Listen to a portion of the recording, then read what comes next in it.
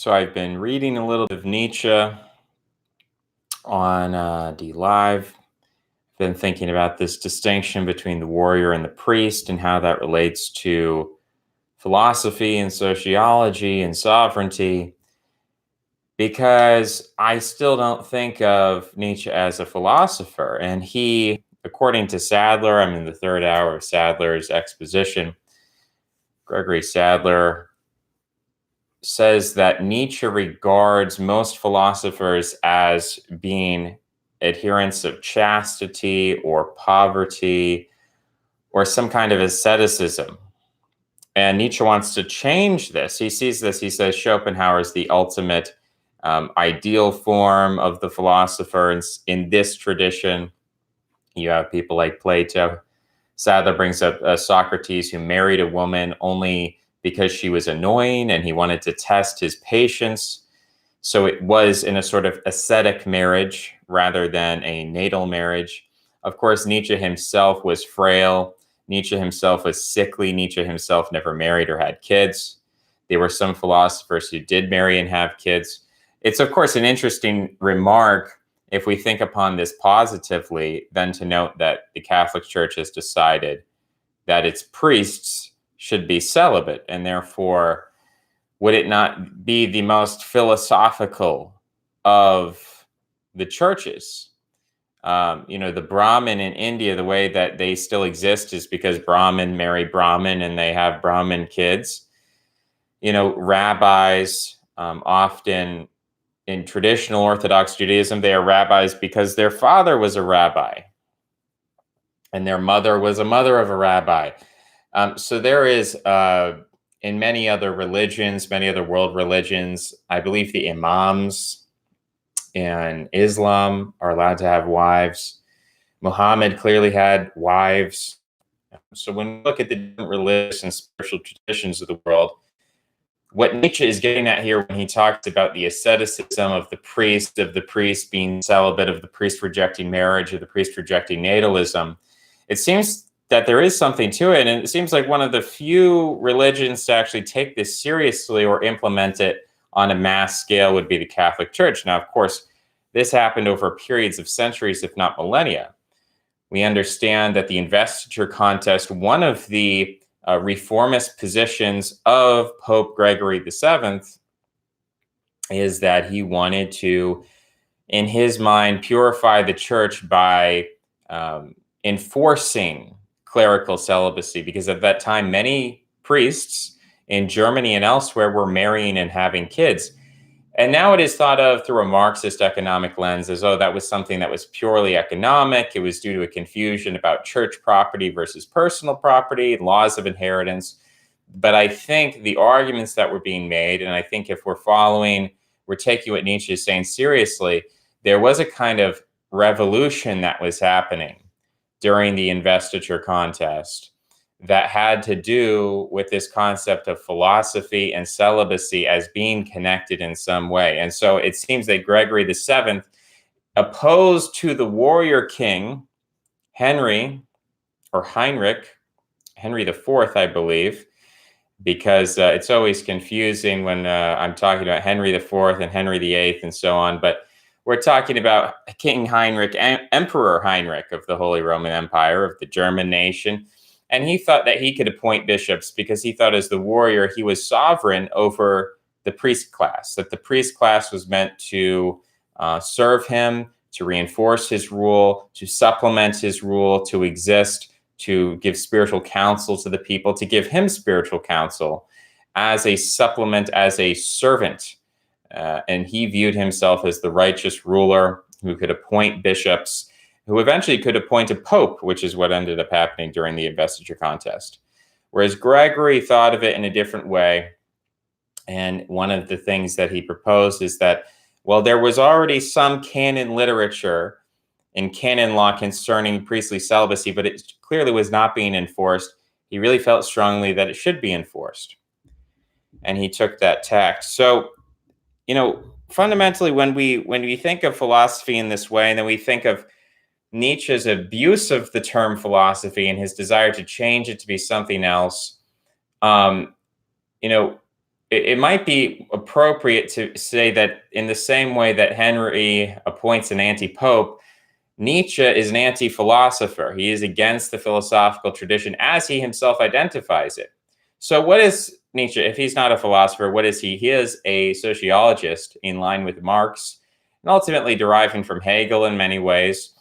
The Marxists were left Hegelians, but he's looking at the primacy of class and class interests and health and vigor and vitality and sensuousness in the body and the organic and the biological and even a pre-Darwinistic sense, although the origin of species I do believe comes up before Nietzsche. But he's thinking about this in terms of physicality. And so I think it's right to call him a sociologist. And then it's interesting to look at Nietzsche's sociology of the warriors and the priests and the herd, and then relate this to the concept of sovereignty and super sovereignty, which I think is just an extension of this, or it is a more political science terminology applied here, where we're saying that the people do not have sovereignty. Now, in order to understand what is sovereignty is about agency, it's about making decisions. What do we need to do before we make a decision? Well, let's think about the most basic forms of life on Earth and how they act, how they behave. Life is not arbitrary. Life is not random. All living things have behavior, and these behaviors are sort of resulting from what we might call perceptions in the most basic sense. That is, you can have a bacteria or a simple monocellular organism which sees light, and it, with its little flagellum or whatever, it moves toward the light. You can have a plant that grows in the direction of the light, or its roots grow toward moisture. They grow down, they grow with gravity, so it has a gravitational orientation, has an orientation toward light, it has some means of perceiving some kind of sensory data. Even in the case of a single-celled organism, just the membrane itself, the semi-permeable membrane, in a sense, is a sovereignty. It decides what comes into the cell, and it decides what stays out of the cell.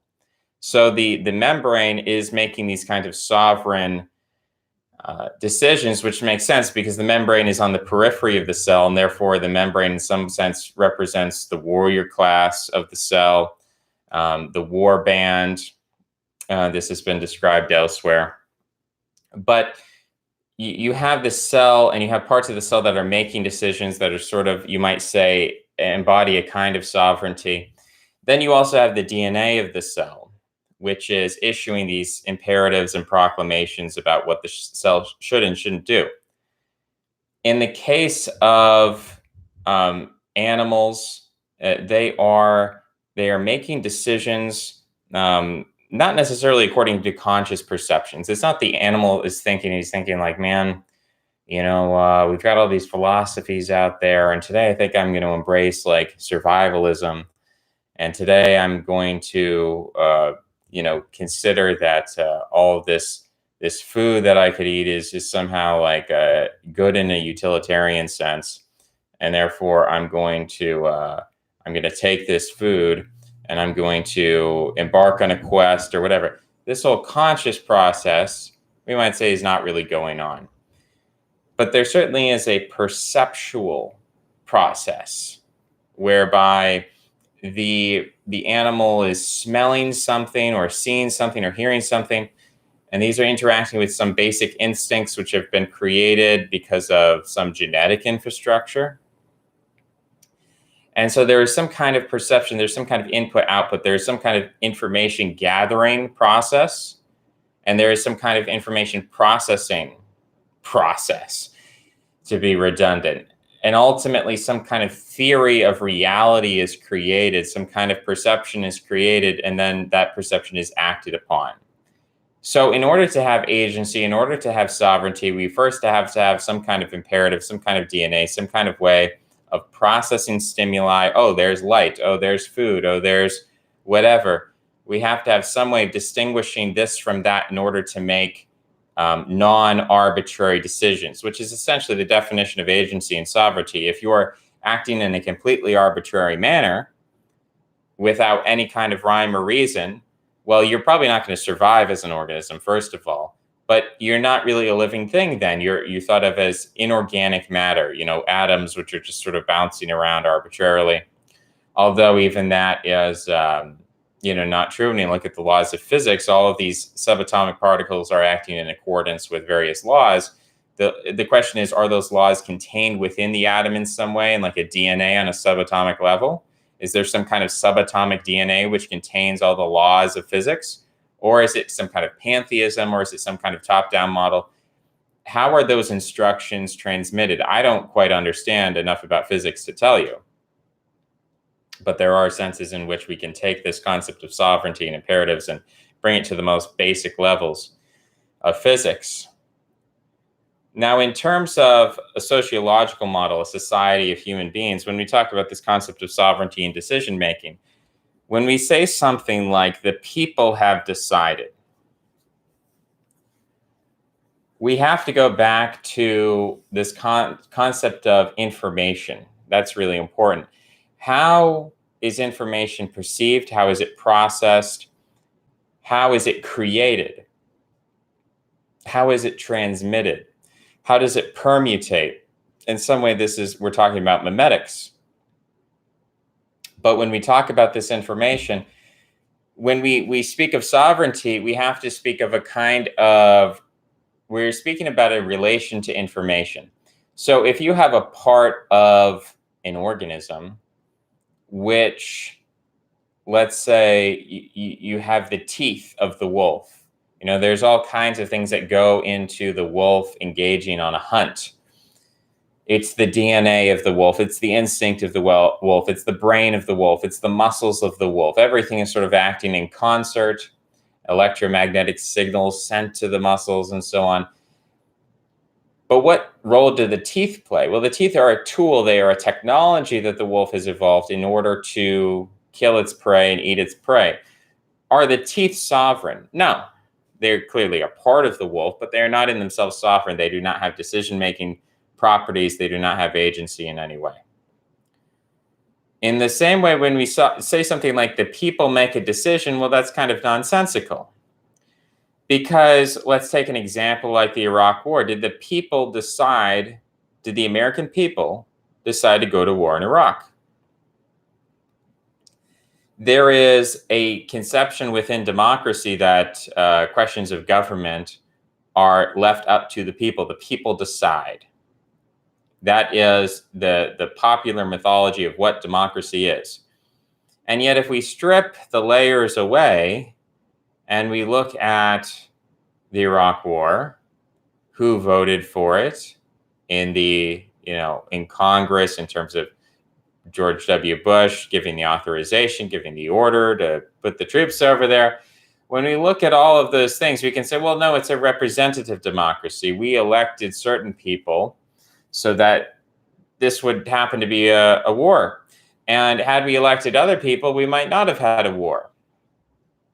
Had we elected, I'm thinking of who was running in 2000, I think Pat Buchanan, even Donald Trump at a time, was running for the Reform Party in 2000. I'm not sure if Dennis Kucinich and Ralph Nader were running at this time, because I always confused the Kerry versus the Gore. I think Gore came in 2004 and Kerry was in 2000. I always lose track of these things. But in any case,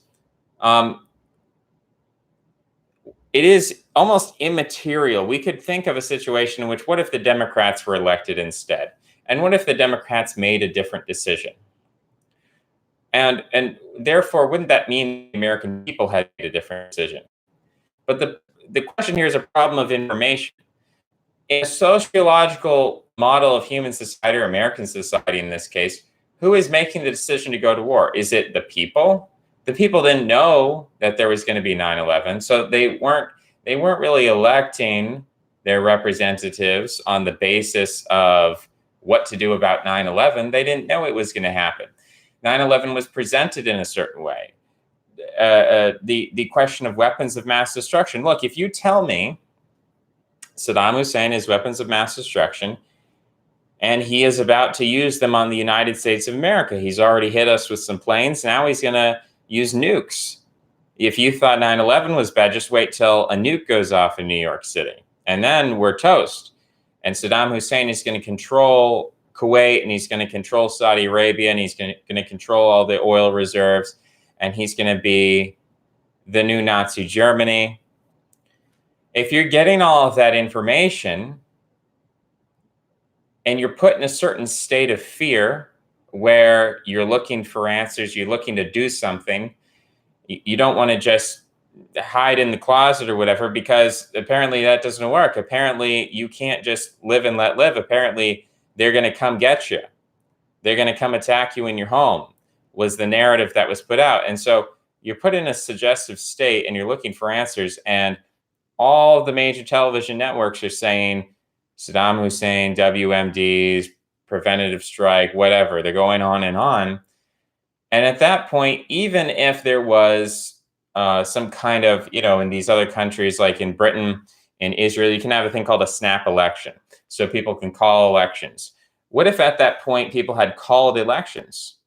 Well, George W. Bush would have gotten reelected. I mean, the idea that the people have direct access to informational processing is not true, right? People don't create information. People do not process information. People do not choose information in the most basic senses. Now, they can choose between authorities, right? So they can choose to watch Fox News, they can choose to watch CNN, but they themselves do not have the resources or the time to hire international journalists, essentially private investigators, to go over to Iraq to investigate, to see what's actually going on. The people never have the time and the resources to truly understand what is going on an international level. Now, you can make sort of gray arguments of saying, well, what about a local level? Okay, well, on a local level, people probably have a better idea of what's going on, especially in the case of, let's say you have a local crime and you have a jury and you're informing the jury. With local actors, this dichotomy of the people and the state and information processing becomes not so clear, or not so, it does not become so overwhelming. The case I'm describing, where we have an international scenario, the people do not have the ability, they do not have the infrastructure or the power to gather information, create information, distribute information, promote information. And so for making decisions based off information, it doesn't matter whether George W. Bush is the one to press the button or give the order or sign the bill, or whether we have a direct democracy. It doesn't really matter what the form is. What matters is who controls the information. If we're talking about international politics, the American people as such do not really have the capacity for the creation, distribution, judgment of information in general. And therefore, the state apparatus or the media apparatus or the military apparatus or the church apparatus or the public schools, those powers are sovereign because they are institutional, because they have enough funding, because they have enough money in order to, in the case of military intelligence, they can send out, international spies, or they can conduct intelligence operations. In the case of a church organization, you could have missionaries or Jesuits or you could have someone go over there because they have enough money as an institution that they can hire people to go and figure out, to sort of be like enzymes in a way. They're like sending out these little feeders, or like ants in an ant colony. They're going out and they're investigating and they're perceiving according to certain dogmas and canons and mythologies. And there's a background and there's a bias to each of these institutions, but ultimately it's about having the means to conduct investigations, and then to bring that information back, and then to process that, and then to distribute it, and to make rhetorical arguments in favor of it, and to add fancy graphics and artwork and whatever. This is, by the way, not a new phenomenon. When the Christians were proselytizing Northern Europeans, what they would do is they would bring forth these things called illuminated manuscripts, because at this time, these German-speaking peoples, or in the case of Britain, they might have been Celtic-speaking peoples, but they had pictures, essentially picture books. Here's a picture of Jesus turning water into wine. Here's a picture of Jesus walking on water. Here's a picture of Jesus blessing his disciples. Here's a picture of Jesus being baptized by John the Baptist. So they would have these big pictures. Sometimes they'd be very big. In the case of a church, you see the stained glass, or you see larger pictures. Other cases, they'd be, foot by foot or whatever, but they'd be rather large pictures. Some of these manuscripts are quite large, illuminated manuscripts, and they would be very beautiful, and they would use the finest craftsmanship of the day, kind of like the Bayeux tapestry, if you know this kind of art style, medieval art style. And they would show these to people, and then they would describe what's going on, because the people couldn't read. You couldn't hand out the Bible or something. So this concept of using rhetoric and artwork in order to prove a point or transmit cultural information, really is as old as art itself, going back to cave painting. So I'm not describing something which is, only a product of the internet or something like that. But it's about institutional power that, quote unquote, people do not have. People do not have the time and resources to go out and do this sort of thing. And so ultimately, when we're talking about international decisions, when we're talking about geopolitics, maybe you can make a case for local politics or something like that. But when we're talking about these questions, people don't have sovereignty. And so if people do not have sovereignty, then why do we continually refer to democracy? Why do we continually appeal to that or point to that when we talk about these things? Why is it not simply out in the open that it was George Bush who made the decision, or it was Dick Cheney, or it was, John Podhoretz, or it was some specific individual, or maybe it was a group of individuals, or maybe it was a group of lobbyists, or maybe it was a certain think tank, or maybe it was the Council on Foreign Relations, or maybe how can we identify, and why do we not identify? That's the question. Why do we say things like the American people chose to go to war, or why do we say, we're voting for him because we think he'll do this or that in terms of foreign policy? Why is it so often that now, in terms of presidential debates, the question is often, or the way it's framed, is that the president doesn't really have much power on domestic issues, as we're seeing with Trump, but he does have a lot of power in terms of foreign affairs, tariffs, and things like that. So we're going to elect the president, and the president is going to institute these foreign policies. To me, it's a problem of information, the same way that Nietzsche looks at the warrior and the priest, and he's not really doing like an analytical philosophy of how do we justify these moral systems according to first principles necessarily. He might get into that. But he's first and foremost saying that the priest and the warrior have different strategies for power. They're both seeking power, but they have different strategies for power. And because they have different strategies for power, the things that they say and the biases that they have and the moral systems that they have are different, not on account of the fact that they are starting from different axiomatic principles in terms of abstract propositions, but it is their interest, it is their ability, it is their nature, which informs the kind of arguments that they make, which informs the kind of, so for instance, when the priest says, well, I'm not telling you to go do it, God told me to tell you to go do it. And so when the priest does that, when the priest appeals to his super sovereignty, and today we've been talking a lot about democracy, so instead of the priest being a man of God, here the priest is a politician saying, well, I'm not telling you to do it, it's democracy that told me. It was the will of the people that told me to do this, and I'm passing that on to you. The will of the people gave me a mandate. Or again, to go back to religion, you talk about the mandate of heaven, divine right of kings. So why is this appeal to a super sovereignty, something which either does not exist or is abstract, or, you can sort of say, like, if you have an individual, we can pretty easily track what the individual is saying and what they want. So if an individual says, I want to go to war, Well, okay, you want to go to war, you might give reasons, you might give justifications, whatever, but it's ultimately you who want to go to war. If you say God wants us to go to war, or you say the people want to go to war, then what you're doing is you're taking the responsibility for the outcome of that war and you're putting it somewhere else. And even in the case of when you have a democratic government, someone like George W. Bush, in a sense, the republicanism of the elected official is another scapegoating. It's, if the war turns out bad, well, I guess that was just God's plan. It wasn't, I just did what the big guy told me to do. It wasn't my idea. God told me, or the will of the people did it. What could I do? They gave me the mandate. They told me to do it. It was a vote. I was bound to the vote. In the case of George W. Bush, it's not, it was his fault. He was stupid. He was ignorant. He was evil. He committed war crimes. Think of that statement, George W. Bush committed war crimes. It's a very interesting statement because it kind of implies that George W. Bush was sovereign making decisions. But again, we have this problem of information processing of the person who is sovereign is the person who is extracting, creating, deciphering, and processing information.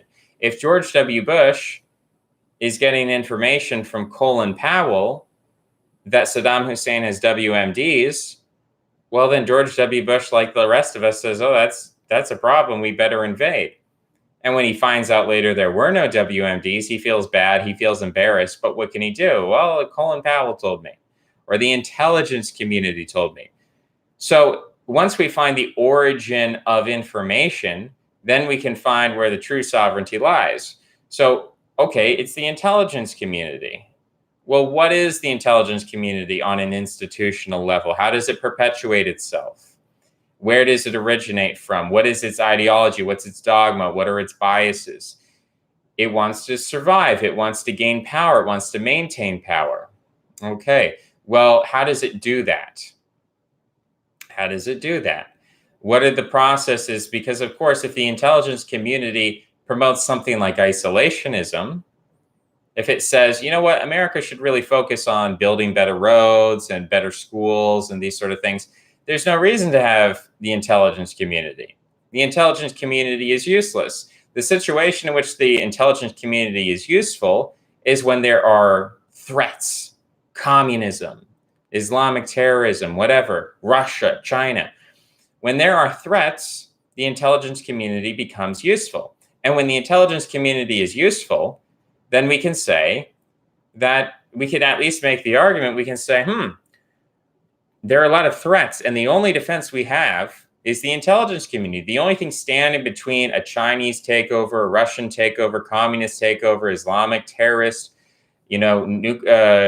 briefcase-sized nuclear bombs in New York City, the only defense we have against that is this intelligence community. They're up all night, 24/7. They're tireless heroes. They're like police. They're like firefighters. They're protecting us while we sleep in our homes. They're protecting our children. Well, in that case, maybe we should give them a little bit more money. Maybe we should cut them a little more slack. Maybe we should give them a little more power. Maybe we should let the NSA or create the NSA as an appendage to the intelligence community. Maybe we should give them new powers. Maybe we should grant them extrajudicial or extra constitutional powers. Maybe they shouldn't be constrained by the Constitution because, the powers out there are pretty scary. And of course, we love the Constitution, but, the intelligence community says that they can't protect us. And we kind of have to choose between our safety and our liberty.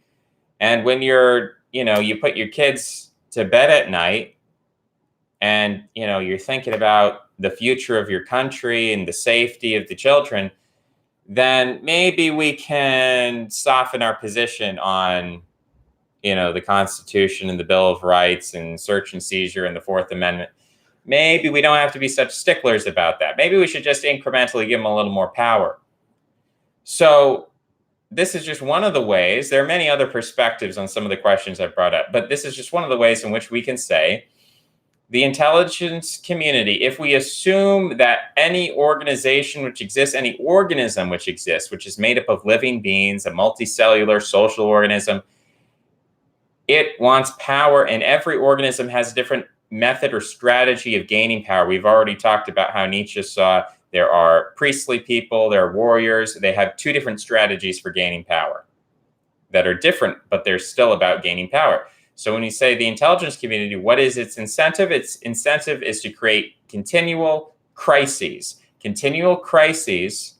about powers, and it is the incentive to portray these powers as greater than the United States of America, greater than the Constitution, that we by ourselves as citizens, as the little people, we do not have the ability to combat these threats.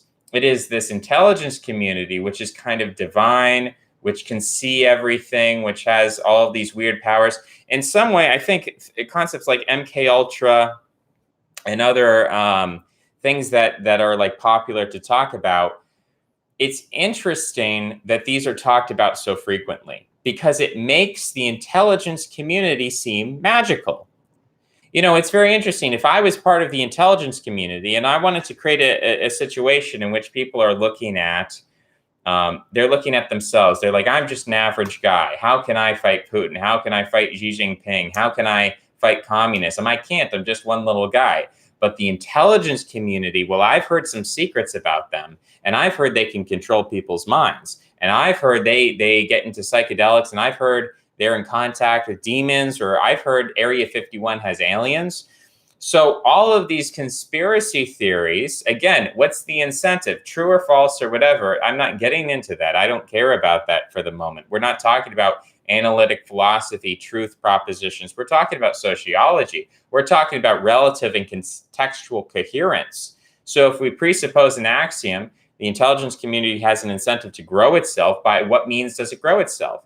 Well, it creates a situation in which the American people feel like the only way they can save their lives of their children is by giving more power to, an organization or group of organizations that seem superhuman, that seem different. Because if the people themselves were capable, well, then we just take care of it ourselves. We'd say, oh, let the Russians try to invade. We're an armed populace. We can defend ourselves. You have to create a situation in which the people feel themselves to be impotent, and you have to create a mythology which includes Northwoods, MK Ultra, Area 51. You have to create an entire mythology surrounding the intelligence community, which makes it seem magical, mystical, divine, powerful, capable of telepathy, capable of mass deception, capable of mind control. When you project these superhuman powers, these godlike powers on the intelligence community, then it seems to be the best weapon that we could have against, these foreign powers, which are, seem so much bigger than us. I mean, China has 1 billion people, and Russia is just such a huge country. You're looking at a Mercator projection, and it's like the two big superpowers are Canada and Russia, and Russia's just the biggest country in the world, and it's just filled with communists and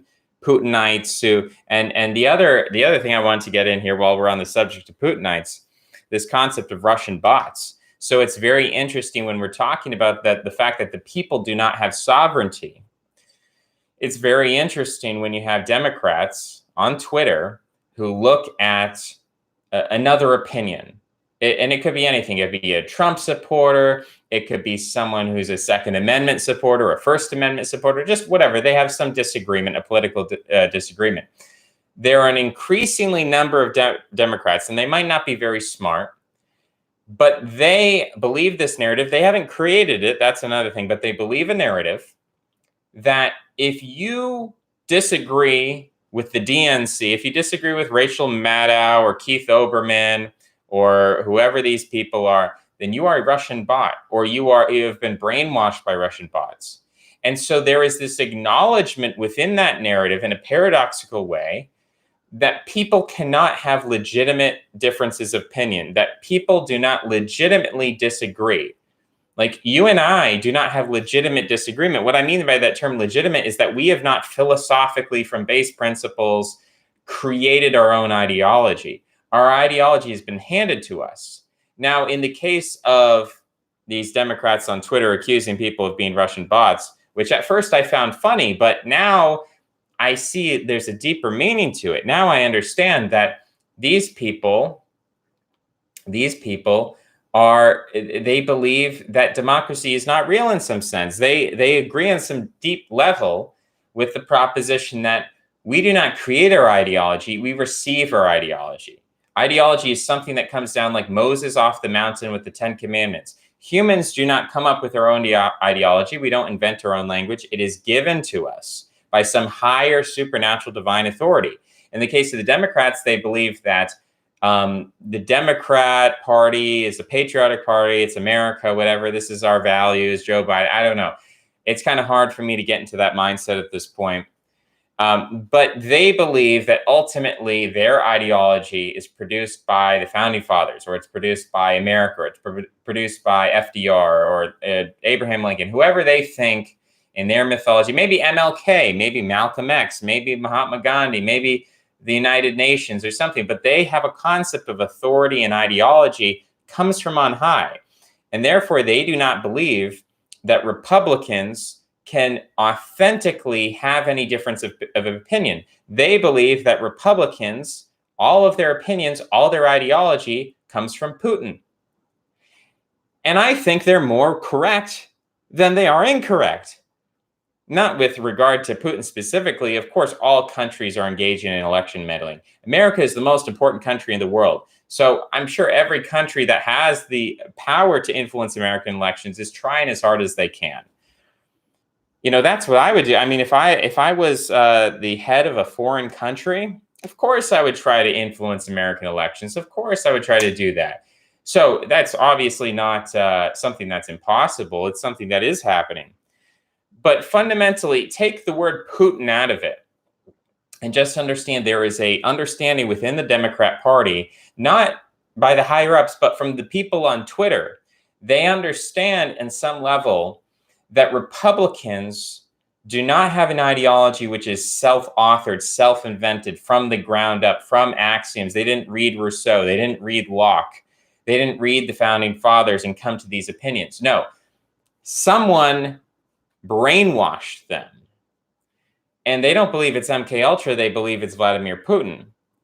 But regardless of the cause, whether it's Putin, whether it's MK Ultra, whoever it is, I am inclined to agree with them. I am inclined to agree to the general thesis that our ideologies and our beliefs and our political tendencies do not come from the bottom up. They do not come from within us. They do not spring out of our natural curiosity and rationalism and logic and whatever, because we don't have the capability to get down to the roots of these ideas. Because again, we don't have the ability to go to Iraq and look around and see if there are WMDs. That's outside of our power. We are powerless. We are impotent as part of the herd, as part of the masses. And so we have to rely on authorities. We have to choose authorities. Are we going to believe in Putin? Are we going to believe in Trump? Are we going to believe in the DNC? Are we going to believe in the intelligence community? We can choose. There are many different options, and they all contradict each other because they're different power centers, different institutions, which have different incentives. Some are more warrior, some are more priestly, perhaps. But all of them seek out information. They process that information. They package that information. And they distribute that information. They promote that information. They create rhetoric and arguments that again, package that information and distribute it. We don't have the capability for any of that when we're talking about international politics. Maybe on a purely experiential, purely empirical, day-to-day, common sense sort of interacting with your neighbors, interacting with your family and your friends and the people around you, looking around at your environment, we actually can engage in this kind of empiricism. We can engage in this kind of Lockean rationalism or philosophical, David Hume and, there I see a chair and I've seen chairs before and I shall make a reasonable approximation that this chair is made out of wood because I can see the striations on the chair and the way it is painted. And, I shall make the supposition that when I sit upon the chair, that the chair shall hold up my weight. And all of these processes, information processing, information perception for an individual makes sense in an individual's life. As you walk around, as you go about your day-to-day business, it makes sense to think of yourself as sovereign, as receiving information, processing information, and then making decisions based off that information. That makes sense. But to project your individual sovereignty within your individual life, into the sovereignty of the state, into the decision-making process and the agency of state apparatus. That is the message of democracy, and it seems to be a deeply flawed message because we simply don't have access to the information. We are basically choose to accept information which is presented to us, and we can try our best to do our own research. We can try our best to go down the rabbit hole and say, okay, well, I'm going to go to the National Archives. I'm going to check, Trump says X, Y, and Z, but Trump lied about this. Therefore, he's not reliable. The DNC says X, Y, and Z, but clearly they're lying here. So I'm not going to, therefore, they're not a competent source. So, Putin says this, but, he's a foreign power. He has an incentive to lie. The intelligence community is telling me something, but we see they have an incentive to create boogeymen to gain more power and to, dumb down the American populace to become more firmly entrenched, more powerful. So I'm not going to believe them either. So who do you believe at the end of the day? Which is your authority? And so basically, there are a couple different paths we can go. We can go to blind faith. I believe in Donald Trump and anything he says. And if he shot someone on Fifth Avenue, I'd support him. I support him when he says love Israel. I support him when he says more immigrants. I support him, whatever he says. I support him if he says one thing one day, the opposite the next day. I'll support him no matter what. On the other hand, you have people who want to support the intelligence community or listen to that. They want to listen to the DNC. There are some people, I think it's a very small minority of Americans, but there are probably some people who really, and back in 2014 and 2012, I think this is more popular because, the propaganda against Russia has really skyrocketed since then. So you see less and less of these people. But I think there were a period, there was a time where there was a small minority, maybe 100 or 1,000 people in a country of 350 million people. But there were a small number of people who thought, you know what, I believe Putin. I think Putin is great. I think Russia's great. It's Orthodox. It's Christian. It's traditional. It's patriarchal. It's everything that we want. It's European. So there were people who believed that. Now, that's not me representing my opinion. I'm just saying that we have different sources of authority that we can accept. The idea that you can do all your own research, that you can authentically access all of this information and not have it handed down to you, whether that authority is a book or a professor or a school of thought or some kind of online organization, whatever it is, you are at some point accepting authority. The question is, and this is sort of relating to Nietzsche's question when he asks, the priest says that morality is about good and evil, whereas the warrior says morality is about good and bad. Who do we trust? Who is correct in a philosophical, analytical sense? How do we get out of this paradigm? How do we view it as a third person? And how do we objectively say who is right and who is wrong about this moral question? That is impossible to do is essentially the answer of Heidegger. Heidegger says that we are put in a particular place and time. We have a particular ecology which surrounds us. And there are ways of living in which we are in opposition to our ecology, and there are ways of living which are authentic to our ecology. Now, Heidegger writes further about the nature of technology and technics and all of these things, which in a way do build off Nietzsche. And he writes about these as alienating and problematic and making this question of authenticity indecipherable. And so he's trying to separate out all these concepts and getting to what is truly authentic. What does it truly mean to be authentic to your time and place, to your nation, or whatever that means. So, Heidegger is also trying to answer this question. And it's not exactly one we've resolved, because those who read Heidegger then went off and became postmodernists, which most people's popular conception of postmodernism is it's just further disorientation. It's just further questioning of authority.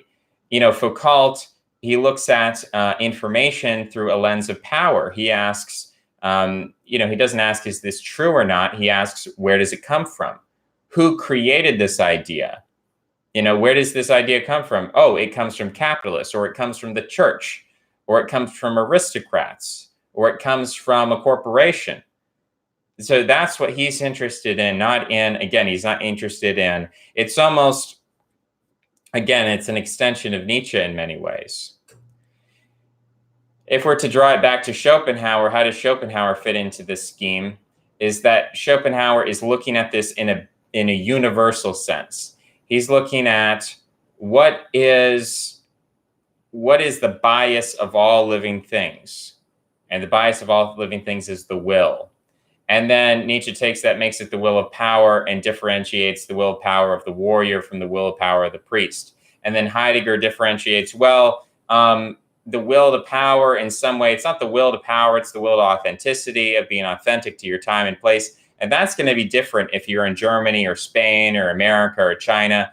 And it's going to depend on which century you live in and all of those things. So, we see this further differentiation. By the time you get to postmodernists, they are less asking the question of which side should we choose. So Schopenhauer is asking the question of, should we embrace the will or reject the will? And he, of course, answers we should reject the will. Schopenhauer says, should we embrace the warrior will to power or the priestly will to power? Because he says there is no authentic rejection of the will. Behind the rejection of the will is a sublimated will to power, a priestly will to power, which disguises itself. Heidegger is asking the question, how do we be authentic to our place in time? By the time you get to postmodernists and Foucault, they're not asking, what is authentic? What does it mean to be us? Which authority should we follow? But it's this negative identification of, where does this idea come from? How is it poisoned? How is it biased? Contextualizing these ideas, not in a positive sense. He's not creating a canon like the Catholic Church. He's not saying, well, this is good and this book is good and this should be included in our dogma. This should be included in our Bible. This guy is a saint. He's not positively identifying like Heidegger would positively identify certain things and say, well, this can be authentic. Of course, he's talking about it in a very broad sense, a meta sense, where he doesn't really get into the particulars of here is how to be a proper German. He doesn't write the instruction manual, but he talks about it. He's trying to universalize this principle of particularity, which is kind of paradoxical, but at least it's something positive. He's putting forth that we should be this way. Whereas Foucault says we shouldn't believe this, we shouldn't believe that, or we should be critical of this, or we should be critical of that on the basis of its origins. As Nietzsche writes, the origin or the genealogy or the origin of morality, of morals, Foucault is taking individual ideas, not just looking at the priest and the warrior class as a whole, but he's taking individual ideas and say, well, patriarchy was really invented by the bourgeoisie or the aristocracy. This is prefigured by Marx in a sense, but at least even Marx puts forth something positive. He even says we should embrace the proletariat ideology. By the time you get to Foucault, there's less of an emphasis of building up the proletariat. I mean, you can say there's a deconstructive element to Marx, but I'm just saying there's a progression, there's a shift in how things are viewed away from building up some kind of Heideggerian authenticity of who we are and who we are as ourselves. But there's like a deconstruction of ourselves, did Marx ever look into himself and deconstruct his colonial racism? Did he ever look into himself and deconstruct his own sexism? No, he didn't really do these things in his own life. Marxists who followed him started to do this. And that leads to Foucault, he's looking within himself, referencing the Frankfurt School, referencing critical theory. And he's like, what inside myself is wrong and bad because it comes from an authority. And because that authority has a bias, a will to power, which is extortion, which is exploitative. How are ideas related to a system of exploitation? Nietzsche says the purpose of life is to exploit or be exploited. He engages it with a positive sense. But Foucault says there is no positive exploitation. Exploitation must be completely done away with and completely eradicated. So, the idea that the postmodernists is what we've ended up with, where it's a negativity, it's a deconstruction. We're left with we have this question. Which authority do we identify with? How do we orient ourselves? Because when you're looking at this chain of philosophy, it seems that Heideggerian ideas lead to postmodernist ideas. It seems that implicit within Heidegger is the seeds of postmodernism, right? So I think within this whole chain, maybe people would say, oh, because Heidegger's the most specific of all of these, that he is maybe the most positive one. In the sense, I would say Schopenhauer is the most ultimately positive, or he's the furthest away from the deconstruction of the postmodernists, of saying that be aesthetic, reject the will. This is the most basic, most positive thing you can say. Nietzsche, of course, would say that's negative or nonsensical. And then Nietzsche, broadens it a little bit, but I'm seeing this sort of as a tree, and it sort of branches out. And as it branches out, it no longer becomes a supporting root or a supporting trunk or a supporting branch, but at some point it becomes this diffuse pollinator. It becomes like a little pollen sac on a bud of a little flower on the tree at the end of the tree. And it dissipates into the air, into the wind, like a will-o-wisp, and it has no substance of its own.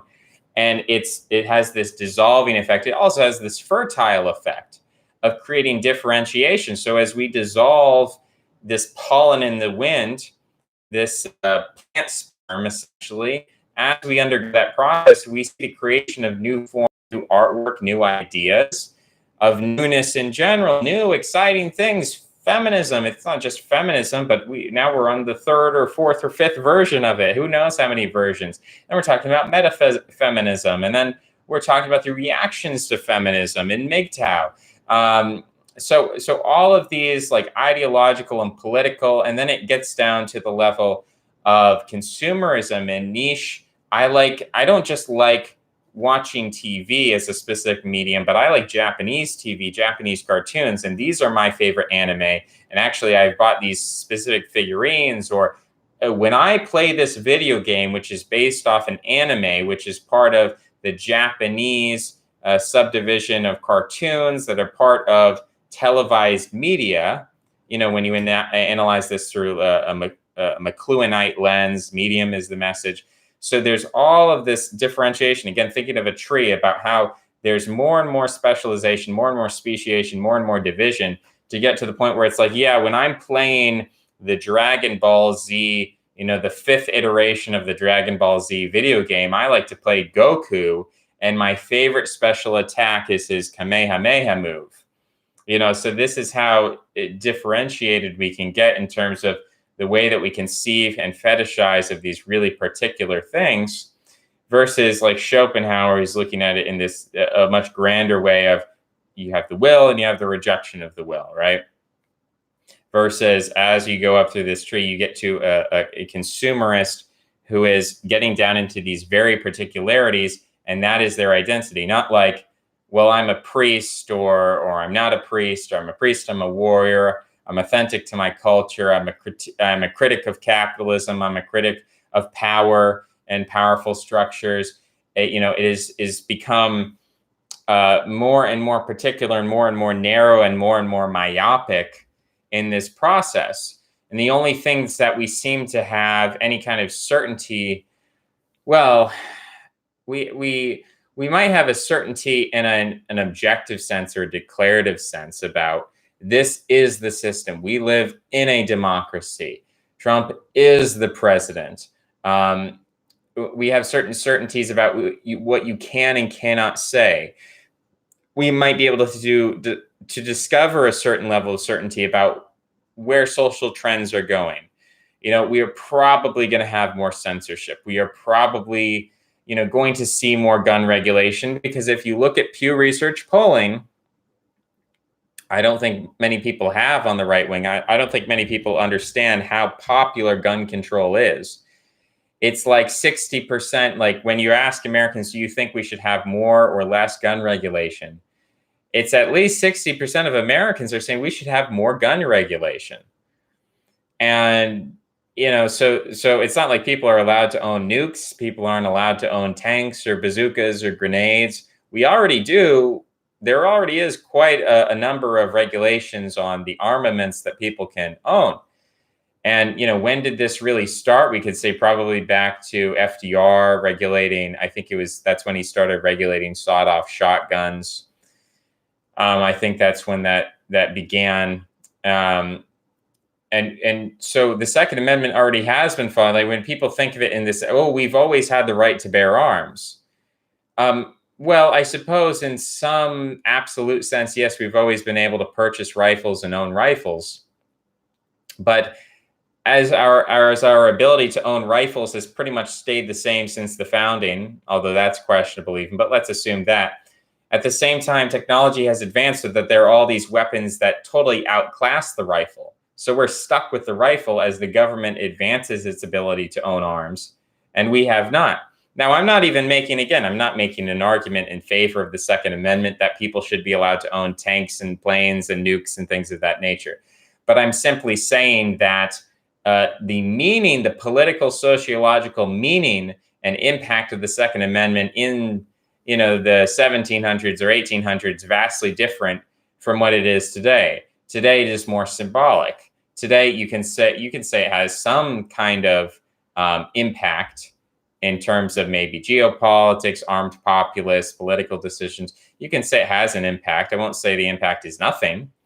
But it's certainly much, much different than it was during the Whiskey Rebellion, when the populace was actively revolting against the government. The government was sending in troops to put down open, collectivized rebellions. Very different period in American history. We can't conceive of something like that today. Now we have lone wolf attacks. We have terrorist cells. This has progressed for quite a while in American history. I believe after World War II, there were certain battles that we can conceive of. Certain posses of men would get together and have street battles. I suppose now, in a sense, the Black community is the most authentic to 1776 and the revolutionary spirit, because they are the only ones, I guess. MS-13 in the Hispanic community, the Black community famously has the Bloods and the Crips. These are, and maybe like the mafia, Italians have the mafia and some certain other groups. But it's like these are the remnants of collectivized violence in America, which used to be an important part of the political landscape. But now they are a part of the criminal landscape, the black market. It is not so much a political issue. The Whiskey Rebellion was about taxation. It wasn't as if there was a gang called the Whiskey Gang, the Whiskey Bloods, the Whiskey Crips, Whiskey 13, the Whiskey Mafia. That didn't exist. What happened is the government made a political decision, and a group of concerned citizens decided to bear arms against the government. And there was a series of battles that were fought as a result. Of course, they lost, but at least it was part of the political landscape. When we talk about collectivized violence today, collectivized violence is exclusively having to do with profiting, capitalist, underground black market enterprises. It has nothing to do with politics. There is no such thing as a collectivized violent response to the government. I think the Bundy Ranch maybe is an exception that people would point out.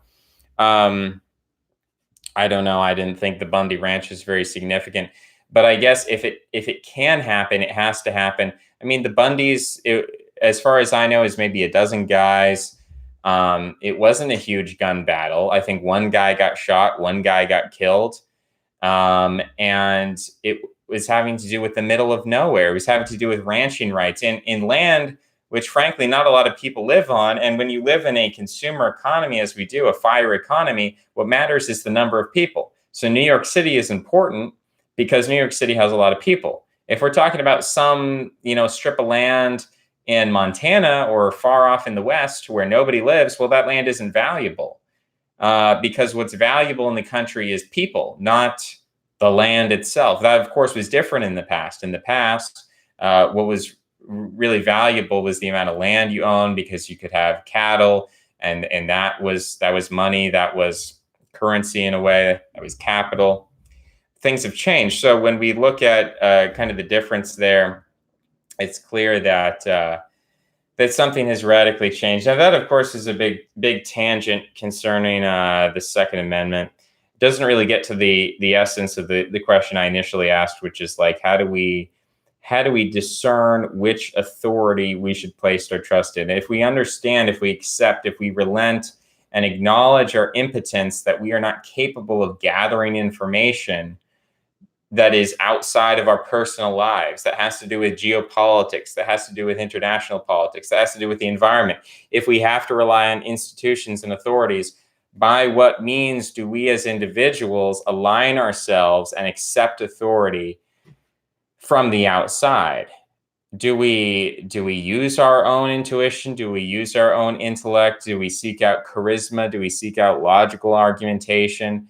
Do we do it on some kind of selfish basis of saying, well, um, do we do it? And I don't know how far I can go with this, but do we do it? Like, let's say I wear blue shirts, and let's say Donald Trump wears blue shirts. Not true, but let's say we both wear blue shirts. Then I would say, okay, well, since we both wear blue shirts, I'm going to listen to him.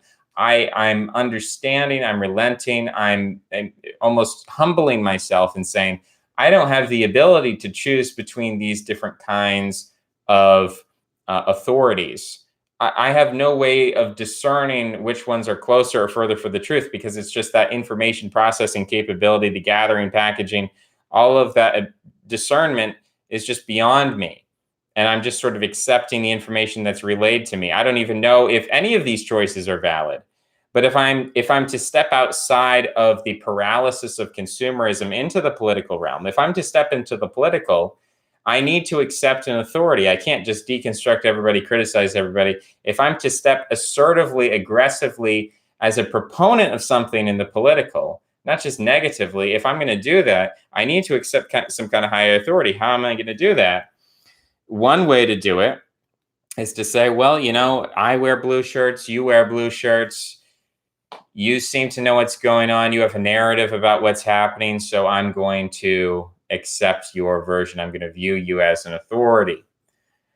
So, that is one way to go about it. I don't know. I don't know if people have better ideas. I don't know if we, the theory of authority, by what means do we choose authority? By what means do we align ourselves with authorities or traditions?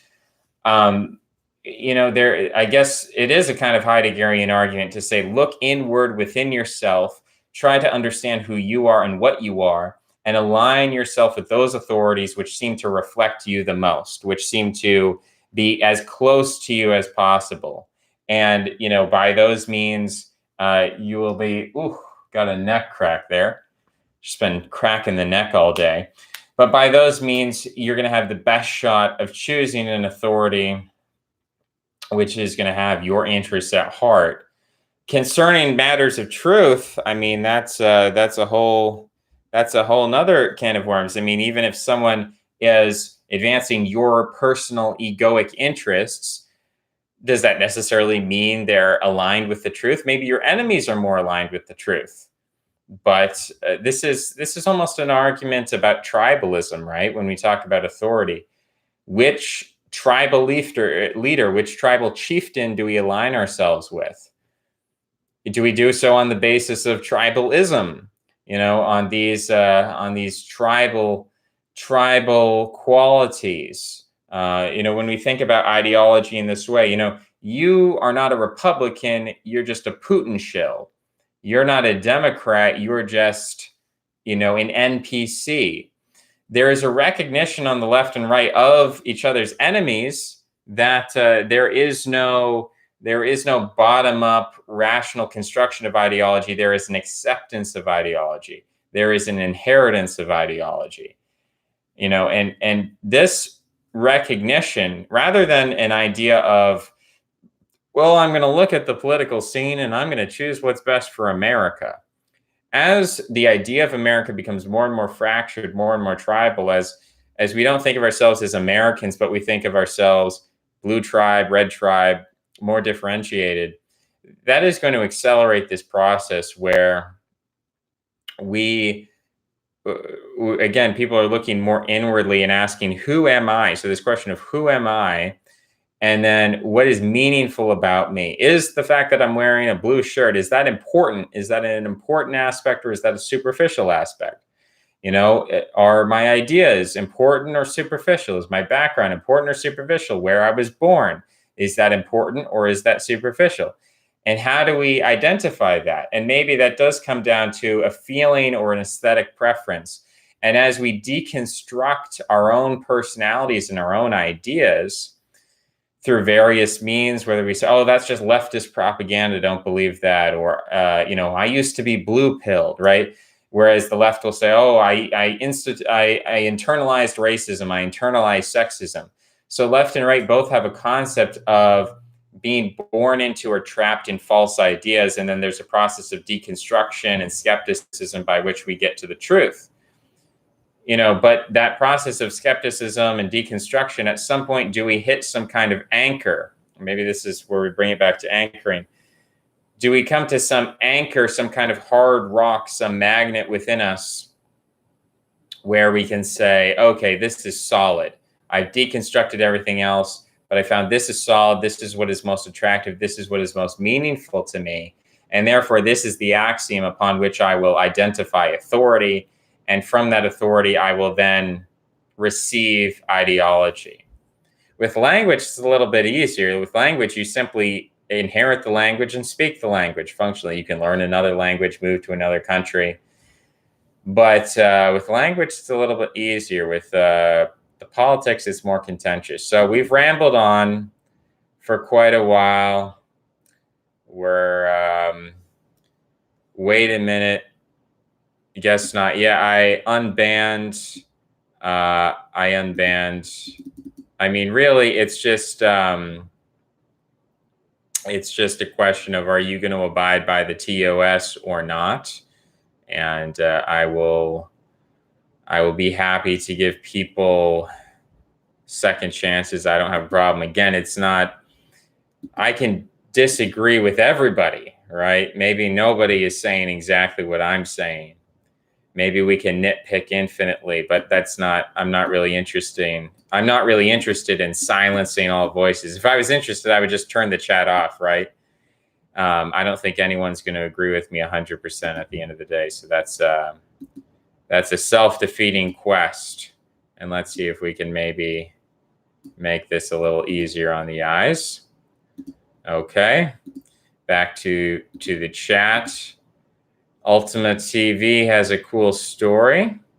Mandated pre-celibacy is a centralizing mechanic. That's interesting. I'd like to hear that idea expounded upon, or if you could point me toward a reference where we could learn more about that, that would be interesting.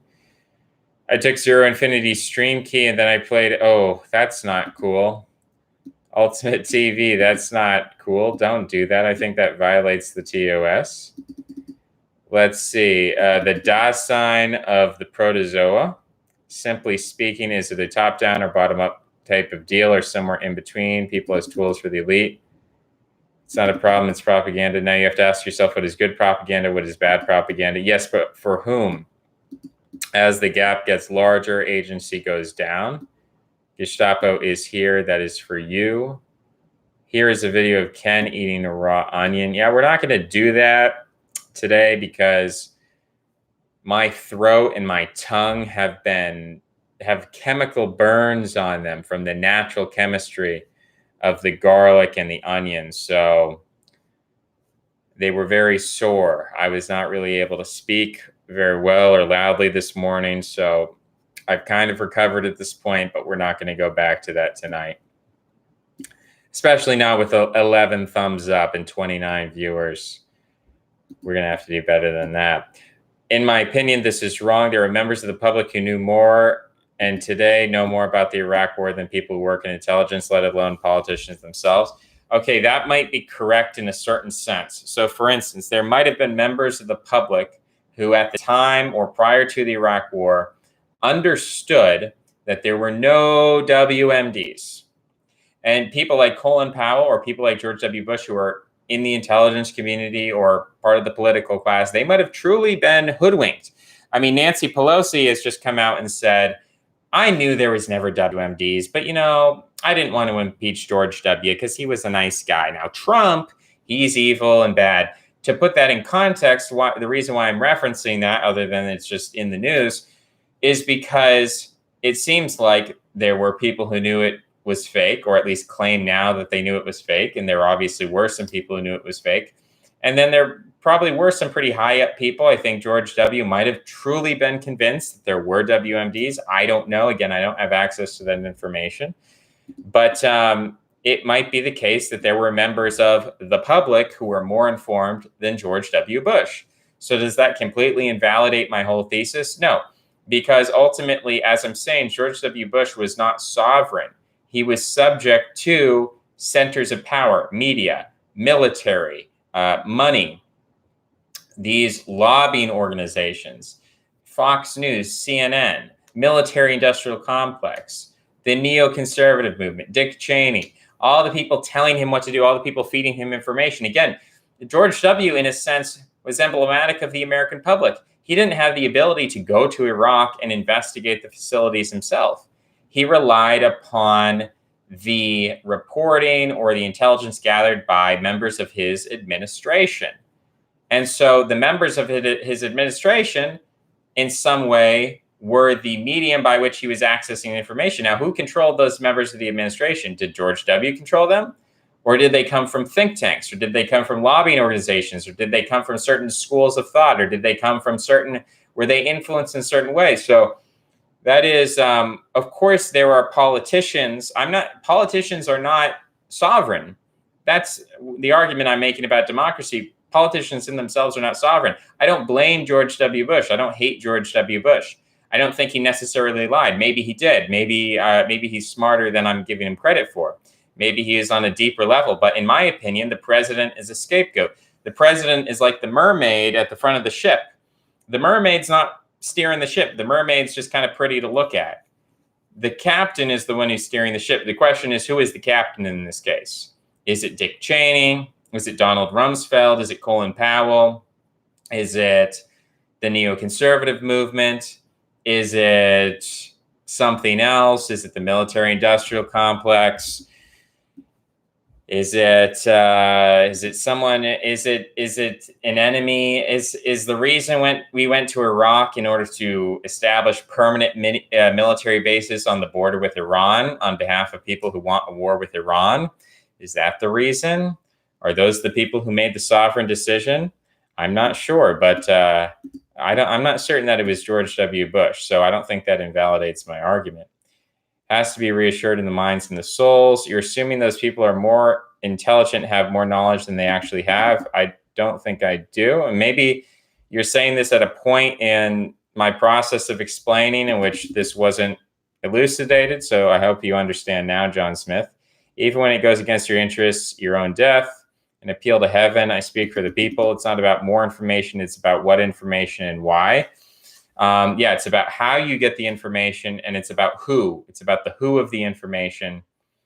So I agree with fourth density. I appeal to the chat to hit the like button. Yes, in the name of the chat, I'm not telling you to hit the like button. The chat is telling you to hit the like button. Stasi over here with his wrench. I got solid intel that hitting the like button is morally correct. Yeah, I'm just going to have to defer to the experts on that one. I mean, science says that people who hit the like button tend to have better life outcomes. They tend to live longer, have better sex lives. They're just more and more, they report more life satisfaction. So look, I mean, you can make whatever choice you want to make, but that's just science. That's just the data. We need to give Ken more power for your own good. Yes, I'm a representative of the chat. I'm a servant of the chat. I'm a merely representative. I'm a public servant of the chat. And so really by voting for me, by hitting that like button, you're giving yourself more power to the people. This is a people's movement. Randy Len says, I think we should hit the dislike button. Oh boy. Nordis talks about the Gestapo and the Stasi. I just don't understand what he's saying. A broken man neutered. Now I'm good. That's in your mind. Apparently I can fight communism by painting with something. Hashtag the more you know. Well, possibly. Ultimate TV. It's so cool how forgiving you guys. I almost said the something word last time. I just want to say keep up the good work. Okay, well, we're very strict. We're very strict when it comes to bad letters around here. We take bad letters very seriously. So just be cool. Don't say anything I wouldn't say. Let's see how good this protection is. The Triforce, Russia, Canada, the United States. True. China is building illiberal institutions, in my opinion. The 20th century will be interesting. I guess China is interesting for that reason. But ultimately, China still has voting. Like if you're a Chinese citizen, they have elections where you vote for different members of the Communist Party. They do call themselves the Democratic Republic of China. So the idea that you can say they're illiberal in some senses, but they do make an appeal to the people, to democracy, the people of China, the nation of China. So they are engaged in these super sovereignties. I mean, talking about liberalism as a particular super sovereignty, liberal rights, individualism, clearly they are not about individualism. But they are, I do think, have a democratic element to them, at least in lip service, which is like, it is what it is. Korean guy is in the house. I think that is I don't know what language that is, but it doesn't look like Korean. It's either Japanese or Chinese, I'm guessing. Created mind, but go on. I don't know what that's in reference to. We're the most diverse political group. Hopefully, I am trying to encourage some diversity here. Went a bit too strong. The lighting there, I prefer it when I can see your wall instead of you coming out of the ether. Well, I prefer the ether, Joshua, so I appreciate your feedback. I think it is better for the chat because when I'm looking at the chat and I have the whole screen pulled up, the screen is bright, whereas when I'm just monologuing, I can minimize that and look at a dark screen. So yeah, I'm going to agree with you in terms of reading the chat, but I'd like to come out of the ether a little bit. I've seen some memes out there. I saw a meme and I looked at my walls. I said, this is so yellow. I don't like this. He's like the Johnny Ive of incel YouTube. I don't know who Johnny Ive is. True, the lighting is bad, but does it matter? The bro is from the north, yo. Yeah, good lighting is hard to come by. I've been fooling around with it. It's weird because in my settings, it displays something different from what actually streams on YouTube. So that's problematic. And it would be nice to have a little back. I like having a flat wall, but it would be nice. It would be nice if we had a sauna or something like that, If someone wants to donate a sauna to me, so I have a sauna, that would be awesome. Reminder to press the like button. We can construct ideology as individuals. I don't believe that, but there are always assumptions that are hidden from us. Yeah, I just disagree. I don't think we can. I don't think we can construct ideology as individuals in the same way we cannot construct language as individuals. I think that's completely nonsensical. The chair reference, the chair is the chair because we experience it as a chair. That's what Western philosophy classes teach. Yes, the chair is the chair because we experience it as the chair. I mean, there's ultimately a sense in which we can say we only call it a chair because that's a linguistic construct which is given to us. So, I mean, you can take this theory of authority that I'm projecting and take it into your individual life. But ultimately, I at least sympathize with people who are like, can we just be like empiricists, like in our own personal lives? Can we do that at least? I'm like, all right, well, that's more acceptable. When you look at geopolitics, that's when it becomes totally incomprehensible, nonsensical. Daily reminder that Ken hates books so much, he would rather stream reading Nietzsche in botched German than actually read it. That is absolutely true. I find sitting and reading quietly to myself to be extremely painful for whatever reason. It wasn't always that way, but I've been weakened. I've been corrupted. I have fallen from grace. I have become a shadow of my former self. Giga Chad move. U.S. intelligence community needs a better PR team. I think it has a pretty good PR team. Maybe I could join. Maybe if I was paid, I could join that PR team. But generally, they like to start people from the ground up. They don't like people with preconceived notions about the community.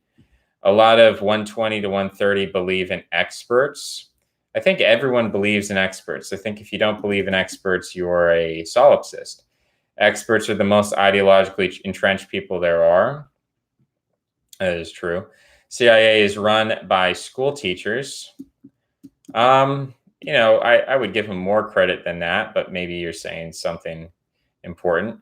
Experts are just as subject to dogma and superstition and motivated reasoning as anybody else. I tend to agree with that. Are you one of them? It seems like all information is an active communication. Well, I mean, at least in a theoretical sense, I can imagine a brain in a jar or a flash drive which contains information which is not communicating information.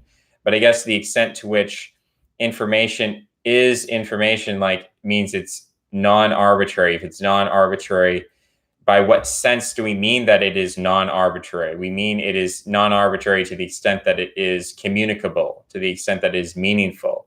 If I cannot read something, if you cannot if I have a flash drive full of random text or random characters or random numbers, then is that really information or is that just noise? So information theory, interesting thing to look into. Looking vitalized today. Thank you. Thank you to Garlic and Onions. I think that was your idea, Olaf.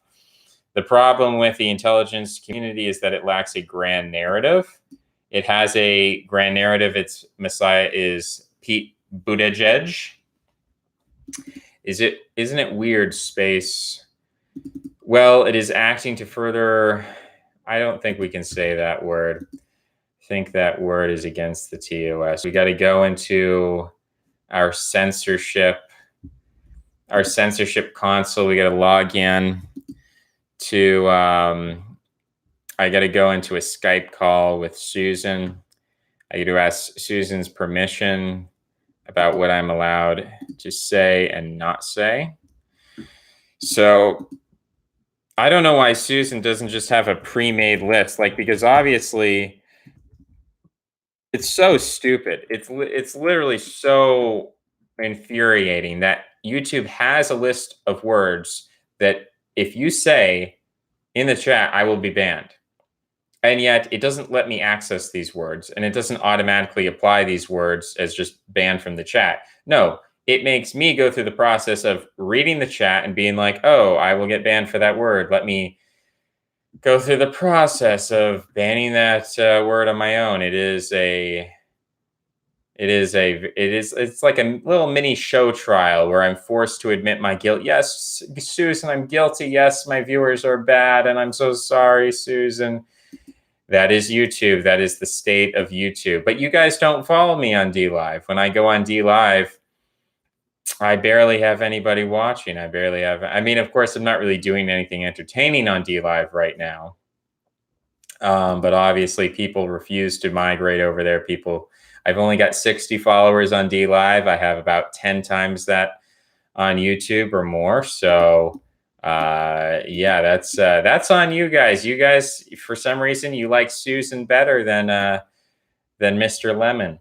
It is acting to further. Oh yeah, we already read this. It's acting to further something, but lacks unity around that due to careerism. That's why Socratic aporia is the only way. Life by faith. Yes, but faith in what? I know you would say Christianity, Olaf, but are there not alternatives? And then we have to get into, that is where we get into arguments.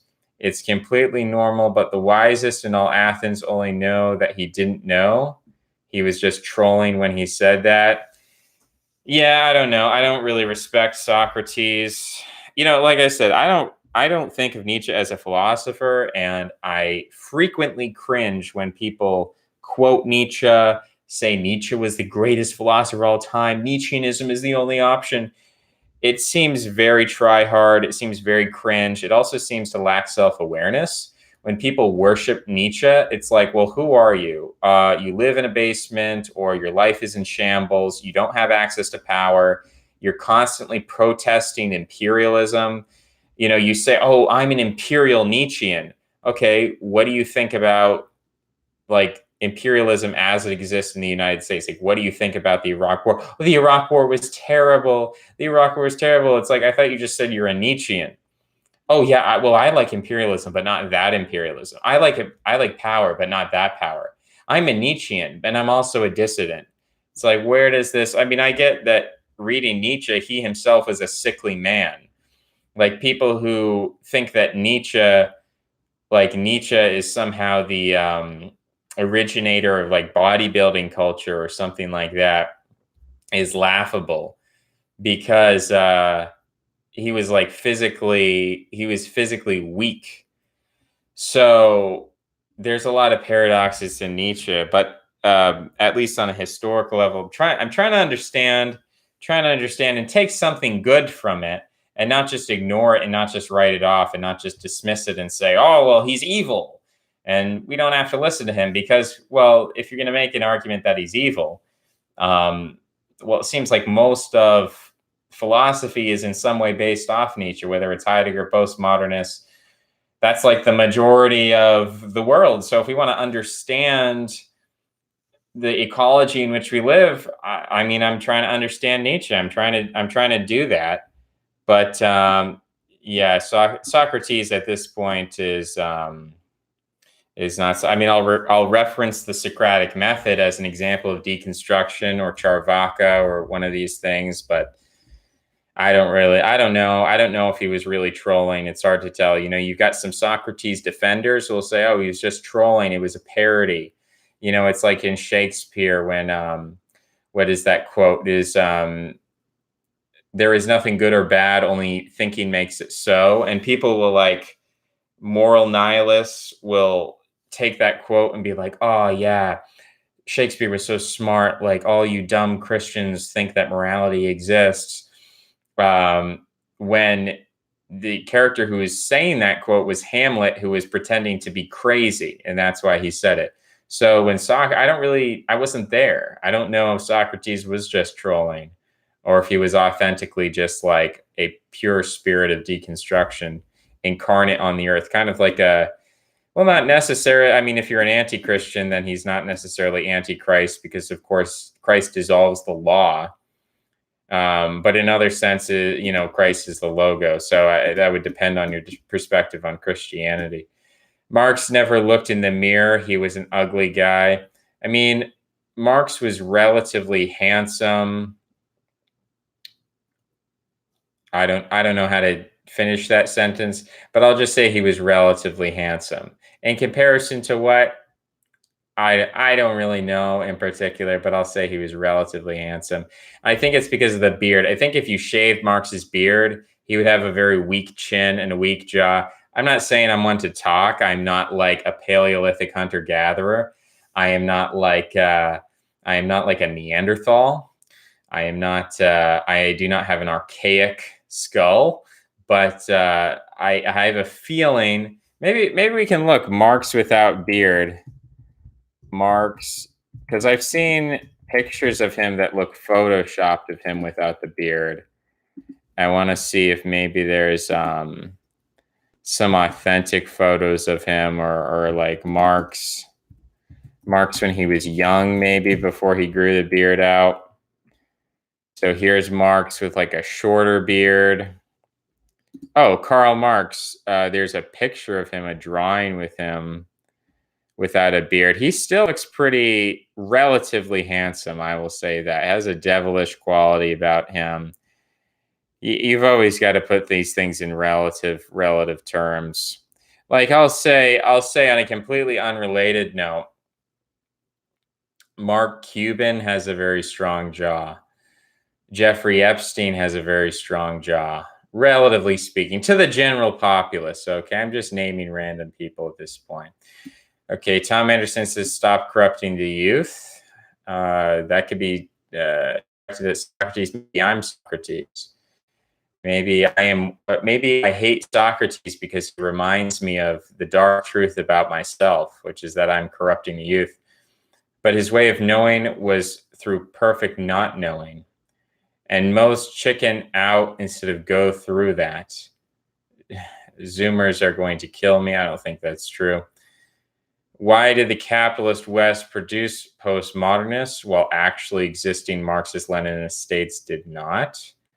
Okay, that's an interesting question on a number of levels. Well, here's the thing about Marxist-Leninist states in general. Marxist-Leninist states were not liberal, nor were they democratic, which means they did not have a system of rights like freedom of speech or whatever. And they also did not have meaningful elections. I mean, they did have elections, but it's a one-party state, so the elections are not really that impactful. So what this leads to is a kind of ossification of hierarchy. In the Soviet Union, it comes with Lenin and then Stalin. In China, we got another Neck crack coming on. Oh, it's just sore today. With China, we have Mao Zedong or Mao Zedong, however you pronounce that. In Cuba, you have Che Guevara and Fidel Castro. And you'll note a lot of these people, Stalin was a military man. The early Bolsheviks, they were not just giving speeches and writing dogmas and things like that. That's what Marx did. But Stalin was a military man. He was a military commander. Mao Zedong was a military strategist. He was not renowned because he was the purest Marxist, but he was a good general. He was a good strategist. He was a good leader. Che Guevara, Fidel Castro, these guys were military guys. They led an insurgency. They took over the country. So in all of these cases, these guys were military men. In a sense, they were warriors. Maybe that's contradictory, or maybe that's paradoxical with Marxism or whatever, Marxism being a priestly ideology or whatever. But all of these guys are warriors, and they want to consolidate their power. And they look at the nation that they take control of as a resource that they want to strengthen. They want to strengthen the populace. They want to make the populace strong so that they can use the populace to whatever, increase their own personal power. So Stalin is powerful to the extent that the Soviet Union is powerful. So his incentive is to, cool it with the Marxism, cool it with the Trotskyism, cool it with the sexual liberation, cool it with the anti-Christianity. With Mao, he essentially takes a very pragmatic position on a lot of issues. He is all about industrializing the nation. He is not really concerned with actually doing what is good for working people necessarily.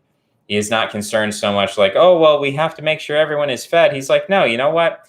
Let's let some people starve and redirect resources towards speeding up our industrialization of the country.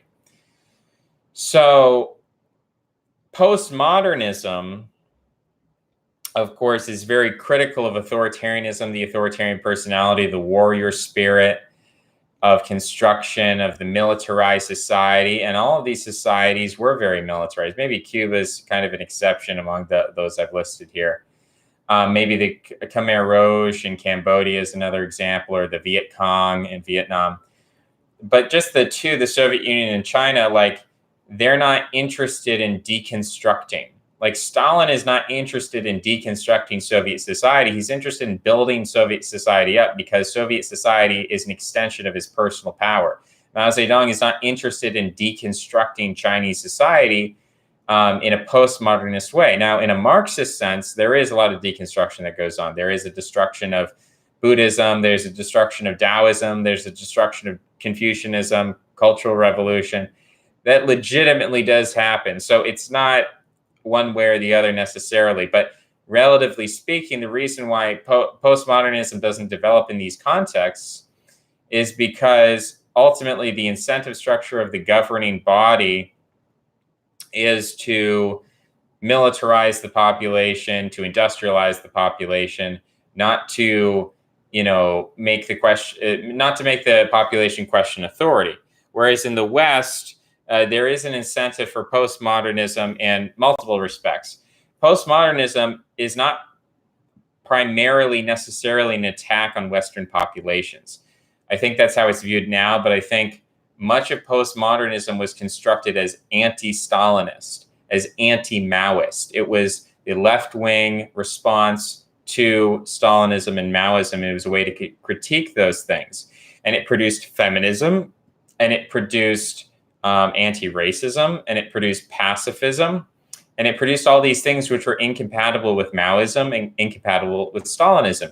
Now, Maoism, to the degree that China has survived and is based off Maoism, there's certain, within the Soviet Union, this happened where people started, Khrushchev disavowed Stalin. I'm sure there have been people in China who have said maybe Mao went a little bit too far. So there's always controversies internally.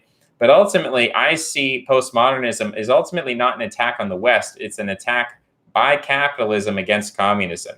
It's to say that we are going to create cultural conditions. We're going to create a series of memes that deconstruct authority, that make communism unworkable, that we're going to say that we are free, we're liberated, we're sexually liberated, we have feminism, anti-racism, pacifism, hippies, free spirituality. We have all these good things, and communism by its nature can't give you those good things. Now, you can say it failed in China, although it is currently being, this postmodernist idea is being pushed in Hong Kong currently, and it's the basis of mass riots, mass violence.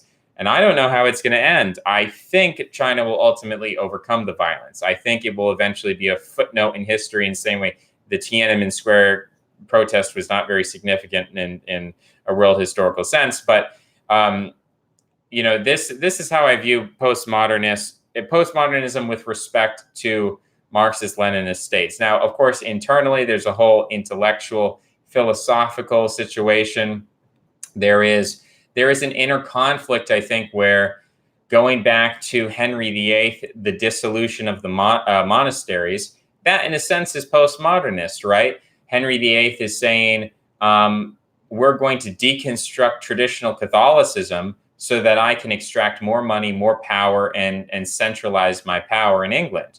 In the same way, I think postmodernism is a tool of the financial elite to deconstruct the family as a power center, the church as a power center, all of these traditional power centers to centralize power within themselves. So whereas in the Marxist-Leninist states, their form of centralization already had an authoritarian basis rather than a libertarian basis. But authoritarianism and libertarianism, paradoxically enough, both have centralizing aspects to them. Seems the sack has deflowered. I don't know what that means, but it sounds very suggestive. There's nothing inherently Marxian about postmodernism. In a historical sense, definitely all of the postmodernists were influenced by Marxism, generally the left, the 1848 revolutions. So to say there's nothing inherently Marxist, I think is a little bit ridiculous.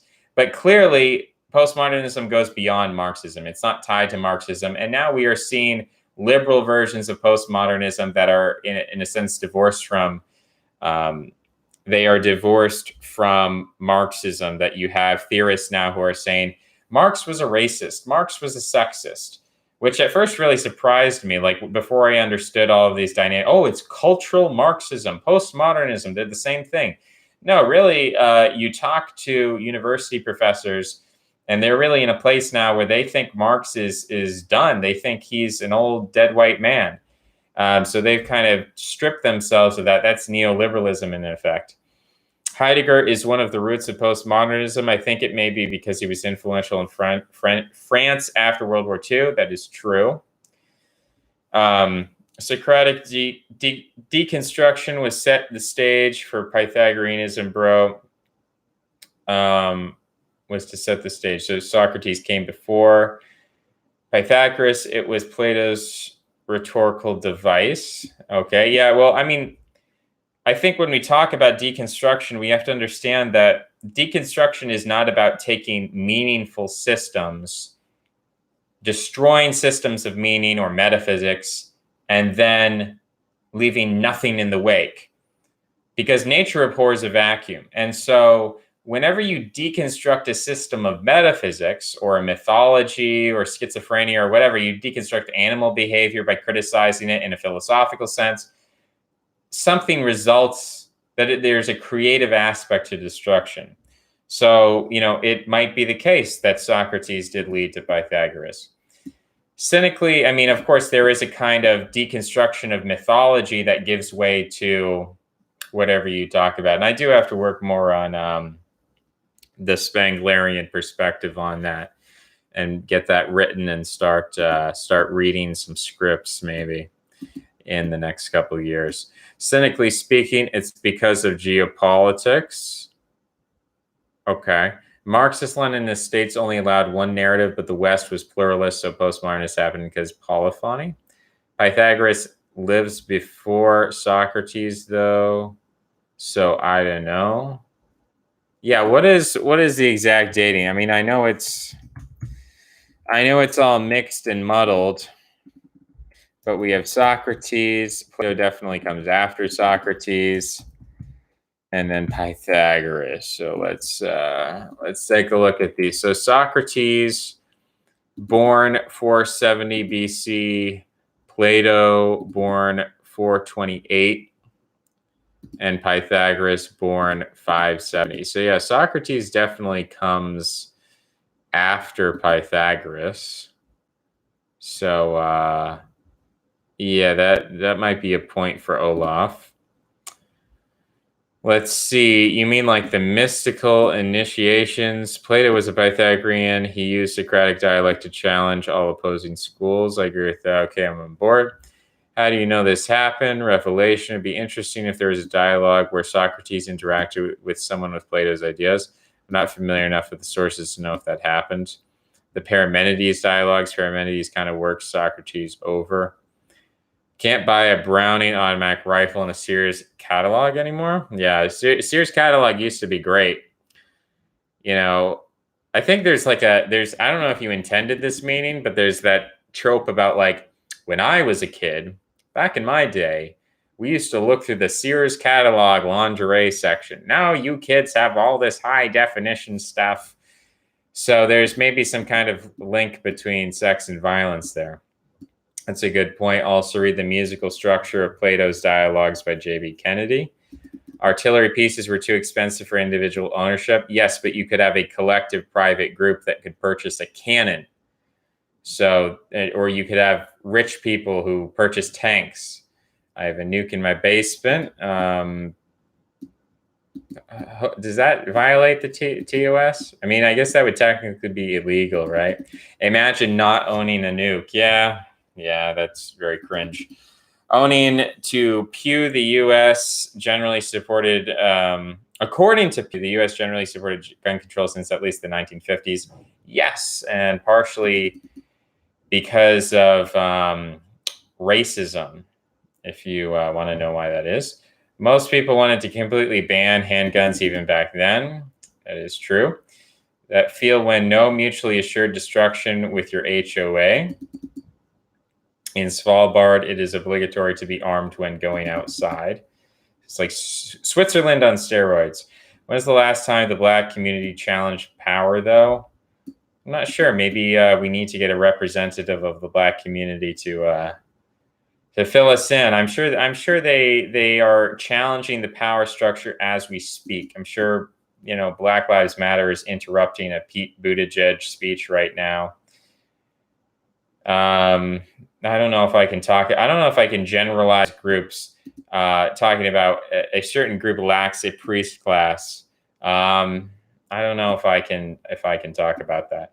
Drug gangs are the most authentic to the American Revolutionary War. I didn't know this. Well, you learn new things every day. Black gangs have an extremely keen sense of sovereignty, more so than pretty much anyone else in the West. Yeah, you might say that if by lacking super sovereignty, you put more focus of sovereignty, then maybe there's a deeper argument to be made there. That was referenced before, and I'm putting it in a more esoteric way. Whiskey extremists, yes, true. They were whiskey extremists. They are being frame cucked. Don't know what that means. Waco. Yes, Waco did happen, and it was, again, reactive, not proactive. It wasn't a rebellion. It was, we're going to hide in our compound, and then the government's going to come burn us alive. So very different dynamic. Again, with the even the one with the family. I mentioned it before. I forgot the name now, but the guys out in wherever it was in the Midwest, Montana, something like this. And they took over like the federal land or something, and they kind of held their position. It's a little bit different from launching like a frontal assault. There is a great book about the Whiskey Rebellion. Lots of interesting sides to that. True. It would be cool if you mentioned the name or title or author, but yeah, just true in general. American worship of criminal behavior. Geez, we have to scroll. Oh boy. So we have a lot of chat today. I'm not going to wait for people to press buttons. I'm just going to take a 5-minute break. Everyone chill. Moderators, keep everyone cool.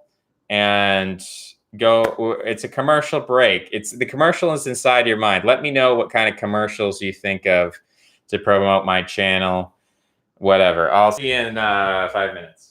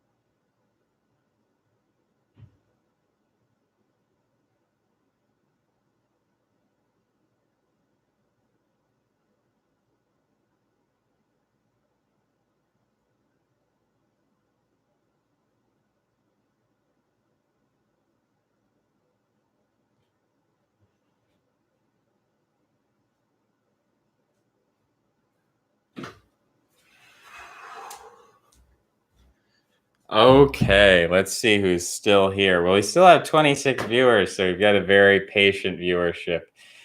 Okay, so where were we? American worship of criminal behavior. I think there's like a Faustian element, breaking laws, breaking boundaries, the cowboy, the adventurer, the explorer, going to the lost world, leaving Europe, the land of order, leaving your hometown, Siegfried going to slay the dragon, Arthur going for the Holy Grail. So I think there is within the Indo-European peoples, just generally, they want to leave their homeland. They want to smash, burn, kill, take over, conquer. It is a kind of a criminal aspect. Maybe that's why the Australians are the most Faustian. Kenneth Brown looked disgusting. Nipples protruding? Are the nipples protruding? I mean, maybe ever so slightly. I don't think the nipples are protruding. In his blue shirt before his YouTube audience, very, very disrespectful. Okay, I will crack that neck. I will train that. I will train that neck. I'll have as many chins as humanly possible. All right, where are we here? That is the question. The answer is obvious. What is the answer? The answer is staring you in the face. We will not what we will. We are tools of ideas that use us as tool. Big ideas here, big ideas. Please don't do the chat thing again. I will do the chat thing again. That place is Kenneth Brown YouTube channel. We have arrived, Kings. I like Mr. Kulma. Glad to see him around and catch one of his streams. Yeah, thank you. I appreciate that. Sex and culture. Those are two things.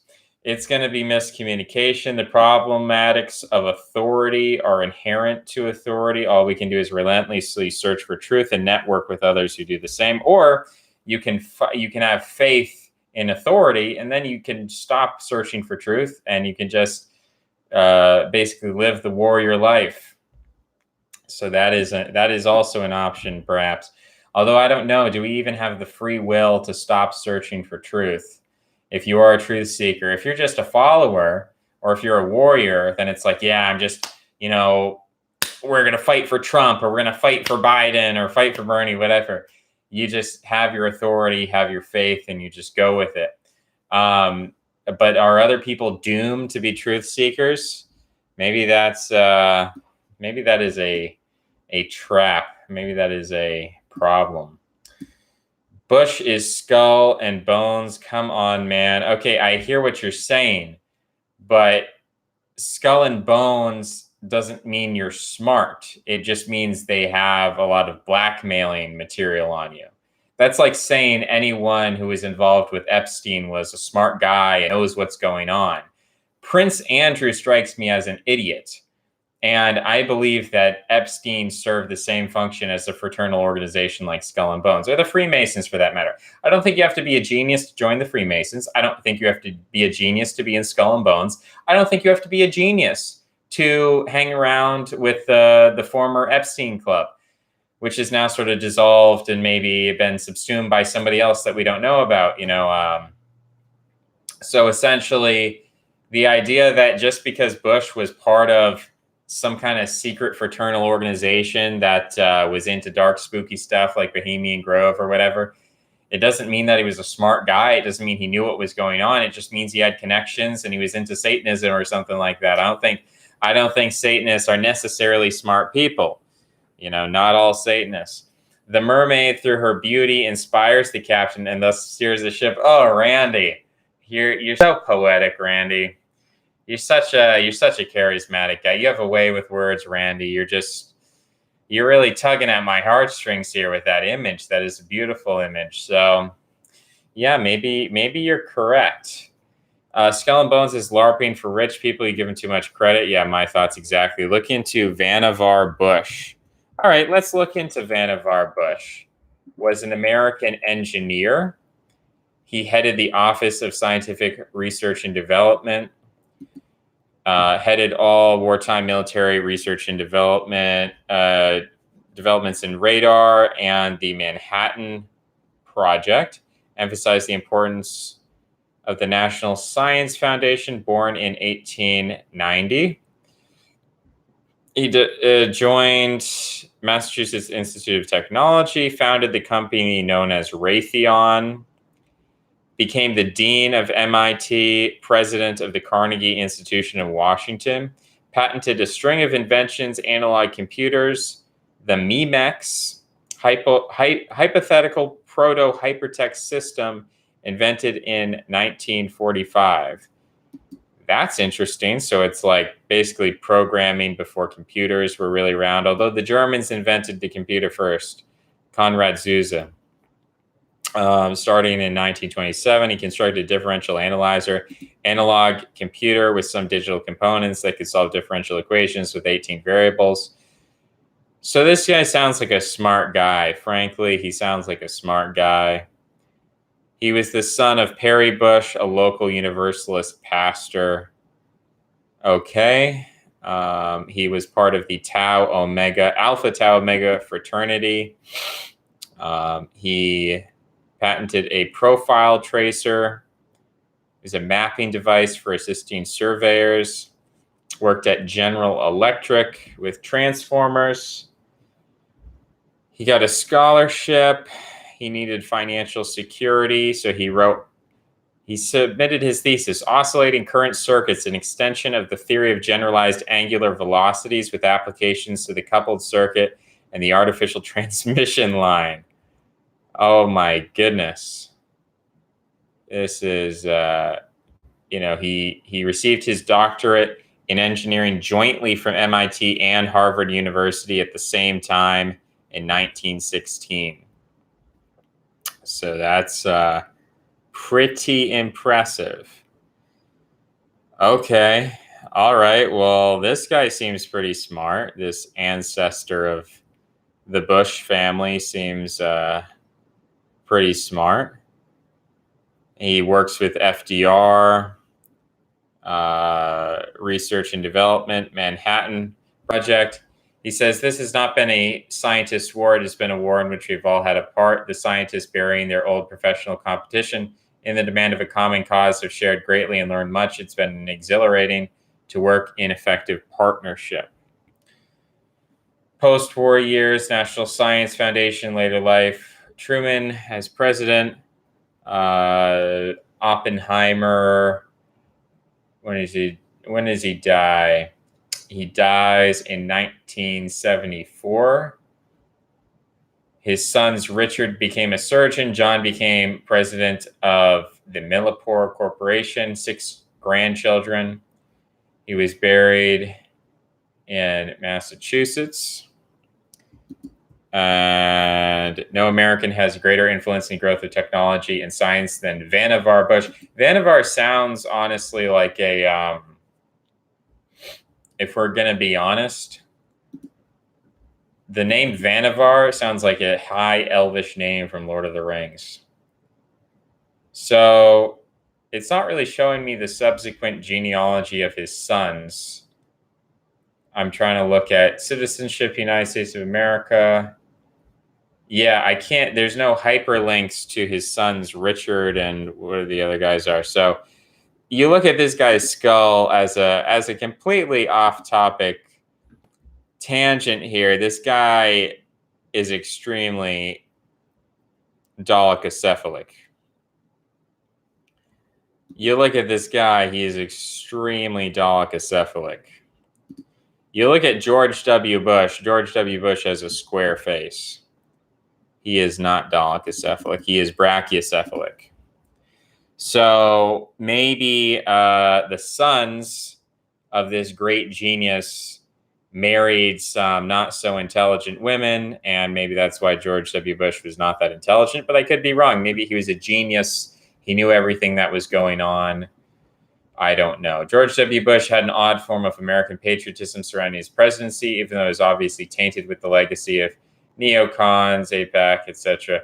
Yeah, it was a unique moment. It was a transition moment. There's a good book called American Theocracy that deals with the George W. Bush presidency. I believe it came out in 2008, and essentially it projects the tendency of this white evangelical vote into the future and says that they're just going to completely take over, without mentioning mass immigration, without mentioning irreligion, without mentioning the growth of feminism, without mentioning all of these different factors.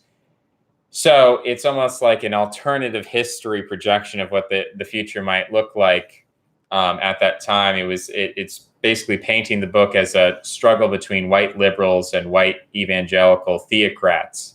So it's an interesting moment in American history, but obviously sort of ephemeral. And it was like the evangelicals expressed their greatest strength when they sort of peaked, and everything from there has been a decline for them. Now the evangelicals are voting for Trump, who is like the least Christian president we've ever had. And I'm including Obama there, just in how Obama was not having open affairs. Obama was not like bragging about, all of the Trump stuff. Not that it keeps me up at night, but I'm just saying, as far as if you're a Christian evangelical, it's kind of a sorry state to be in, where you're forced to vote for Donald Trump. And they've actually degraded themselves to the point where they don't even care anymore. We went from George W. Bush and people talking about a Christian takeover of America, and now we're at Donald Trump, who is the most gay-friendly Republican president of all time. Trump's a negotiator between different deep state factions, or an MK Ultra troll. I mean, again, I as I stated earlier in this video, I think the fact that MK Ultra is a popular conspiracy theory implies to me that I'm not going to use the term deep state. I'm going to use the intelligence community. I think the intelligence community promotes the concept of MK Ultra in order to appear powerful, in order to gain more power. If it's like, well, if they can already control our minds, then we're already screwed. We might as well just give them all the power anyway. So I'm not saying MK Ultra is a lie or it's fake or something like that. I'm just saying the meme seems to be promoted to the benefit of the establishment in the intelligence community. he's definitely a negotiator. He's definitely negotiating between different factions, and he's doing so very poorly. Um, George W. I think succeeded because he was right on target in terms of foreign policy. And if you look at a lot of his social policy, he was in favor of environmentalism. He was in favor of giving more power to the public education industry with the No Child Left Behind Act. So George W. Bush's legacy is he pretty much did everything the Democrats wanted. Whereas Trump is much more problematic because of the things he said in his campaign. I mean, if you look at George W. Bush never talked about banning Muslims. George W. Bush never talked about building a wall. George W. Bush talked about, family values don't stop at the Rio Grande. And he said, this is not a religious war. This is a war against terrorism, which basically has set up a position where, he created this terrorist meme, which now how does that apply? I mean, Muslims are like 1% of 1% of the population. Like they're completely irrelevant in the American context. So why was the terrorist meme created? Well, it's almost exclusively being applied to right wingers now. So when we look at the effect of it, if that why was that meme created? Well, whether they were consciously had this telos in mind or not, I don't know. But the way it's being used now is against right wingers, not against Muslims. So I just don't, when you compare Trump to George W., I'm not saying Trump is even better than George W. I'm just saying that he is much less preferable. Like, I just don't see the way in which George W. is at all threatening or at all disagreed with any elements of what was in, what was popular in Washington, whereas Trump has just said a lot of stuff that's just taboo. And you just can't get around it, even though he's backtracked all of it, even though he's disavowed everything he said before. He's still very problematic because he, gives credence to these America First people. I can't imagine George W. ever calling himself America First or talking about limiting immigration. Trump's a negotiator between different, we already read that. Being beholden to certain interests does not equal MK Ultra. True. You could literally say that about North Korea, though. They technically have voting. Yes, that's the argument that I'm making. Yes, even the most despotic, dystopian, tyrannical, supposedly, I've never been to North Korea, but for what I've heard from the American media is that North Korea is the least democratic country in the face of the planet, and they still pretend to have democracy. So this thing about pretending to have democracy, if we view each country as being an organism, then it seems to be like the most important element of governance. Doesn't matter what your foreign policy, your domestic policy, gay rights, sexism, monetary policy, capitalist, communist, it doesn't matter. What matters is you pretend to be democratic. That's the only thing that matters. Even you can be anti-American, you still have to pretend to be democratic. So that kind of proves the point there. North Korea is probably the best country in the world. Can't believe anything said about it in the media. The Korean people cry out for Juche. I don't know. I've never been to North Korea. I just hear a lot of bad stuff about it from the media. If I say something, it's going to be addressed in 45 minutes. True. Not sure about that. I saw that North Korean Godzilla movie was actually pretty good. I have not seen any North Korean films recently, so I don't know. Chinese state adopted republicanism mostly due to the fact that their last dynasty was a barbarian non-Han Manchu government. Most likely China would still be imperial otherwise. I hear your argument, although from my understanding, Chinese history is dominated by non-Han peoples like the Manchu, the Hakka, and so on and so forth. So, I think that's still true to an extent. I mean, Mao was not Hakka as far as I know, but a lot of an overwhelming number or a disproportionate number of the early Chinese communists, his generals, were Hakka, and I have done a video on that I don't know. Here's the thing. If people want old videos, I don't want them. If you want old videos, you're going to have to show me. You're going to have to prove to me, look, I don't know what you're gonna have to do. You're gonna have to start paying me money. You're gonna have to start. I'm going to become a. I don't know. It's kind of like an empty. It's an empty thing, but I don't know. I don't know how to make this joke funny. But yeah, if I get to 1,000 subscribers and we have super chats and you want to request a video and you want to pay me $10 and I'll send you the video or I'll put it up on BitChute or something, we could do that. But otherwise, it's like just ask me the question. If you have a question about something, ask me and I can answer it because I just don't agree with a lot of my old videos and the way that I say things. But maybe that's the future. So first you got to get me to 1,000 subscribers, then you got to pay me $10, and then you'll get your old videos if people really want that. But I think most people don't care at this point. I think it's a small and vocal minority. You can always get a green screen add-on, turn your yellow wall into a sauna.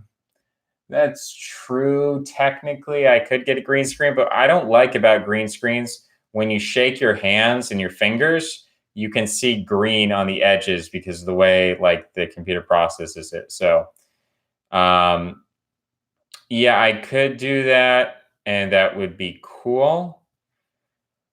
Um, but I don't know. I don't really buy stuff a lot. Usually, I find things. Like most things that I have, I find them. Like I reuse, repurpose. So if I find a large green cloth or a green can of paint, then maybe we could do that. But I'm just not I've never been too much of a green screen kind of a guy. I don't know. We'll see. Contrarianism is slave morality. Reject false dichotomies. Interesting. Shadow of your former self. What? I think, what was that in reference to? I don't know. I don't know what was that reference to. We'd have to rewind the tape and rewatch the stream and see what was going on. Sela says, don't say bad words. Thank you, Sela. This is insane. Yes, it is. By the way, are you a fan of Michael Millerman and his study groups of Dugan or Heidegger? I have no clue who Michael Millerman is. Knave philosopher. When Michael Millerman arrived at the University of Toronto as a graduate student with an interest in an obscure Russian geopolitical theorist.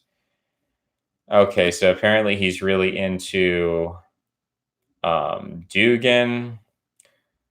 He's a tall, clean-cut student, very dolichocephalic. I'll say that about him. Knave, philosopher with arcane interests. Far-right propagandist Alexander Dugin, publishing translations, philosophy. Okay.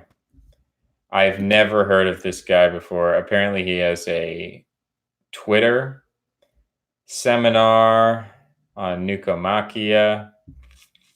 Transgenderism is an ontological sign of the end of the era of Apollo. That's a hot take right there, Mr. Millerman. Okay, well, no, I've never heard of this guy before, never done anything with him before.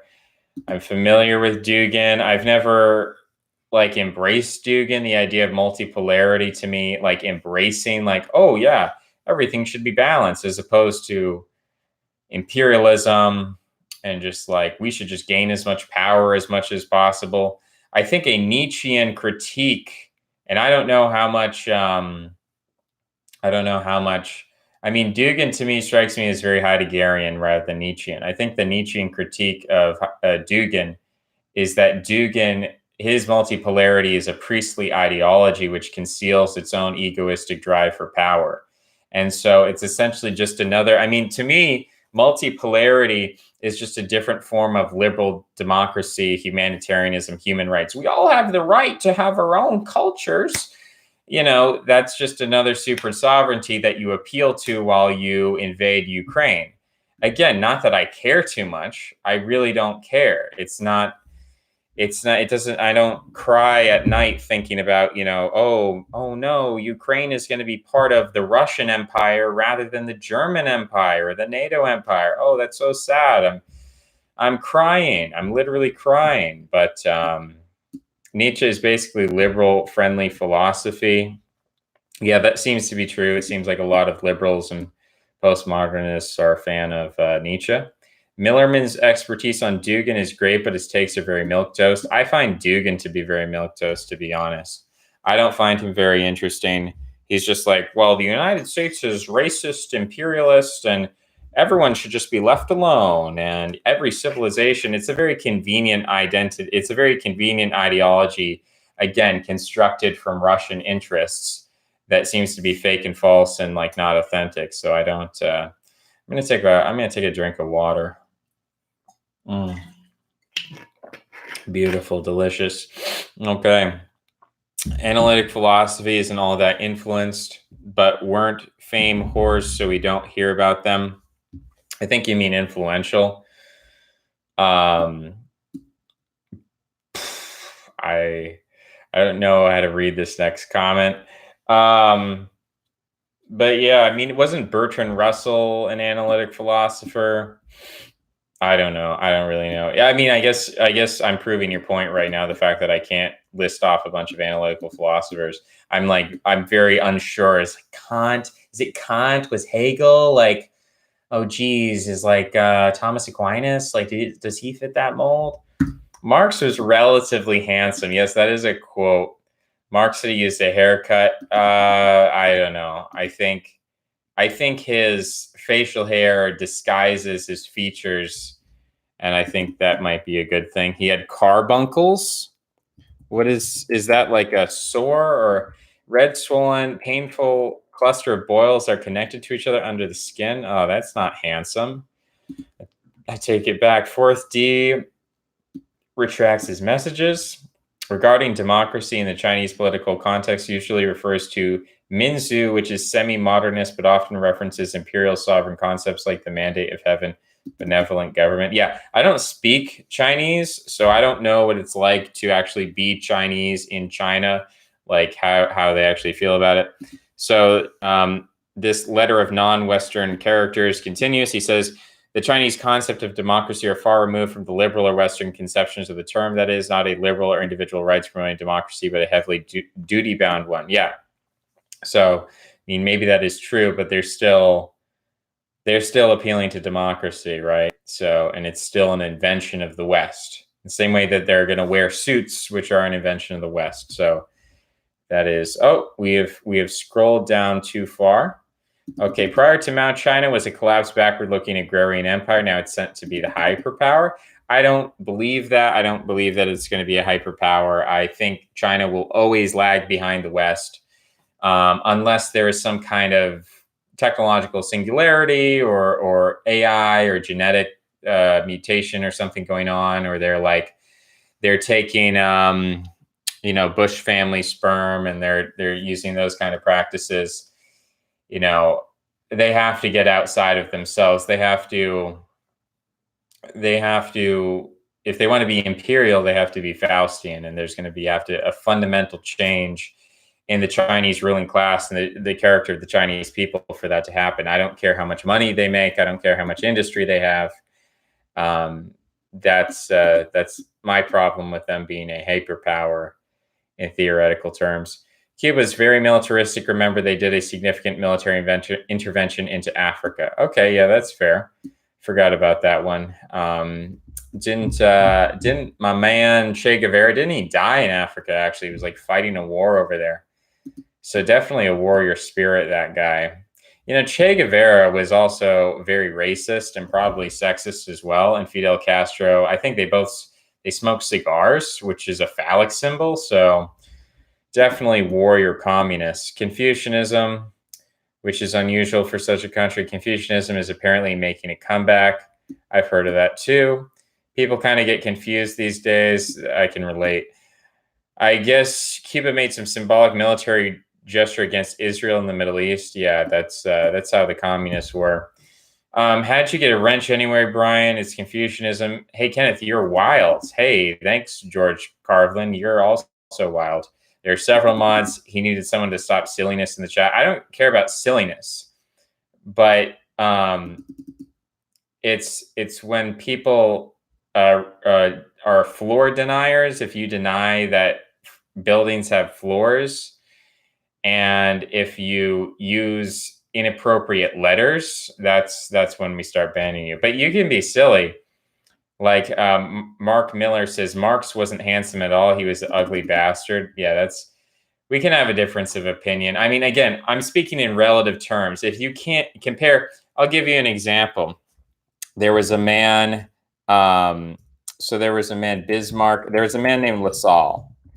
I'd have everyone look up Ferdinand Lassalle, and Marx made rude comments against the appearance of Ferdinand Lassalle. So what I'll say is everything is relative, right? I think Ferdinand Lassalle is not a terrible looking guy. Certainly much less facial hair, but we can find relatively. I don't know if I can keep naming people. I'm actually not sure because the YouTube TOS says I cannot make fun of people's appearance. But what if they're dead?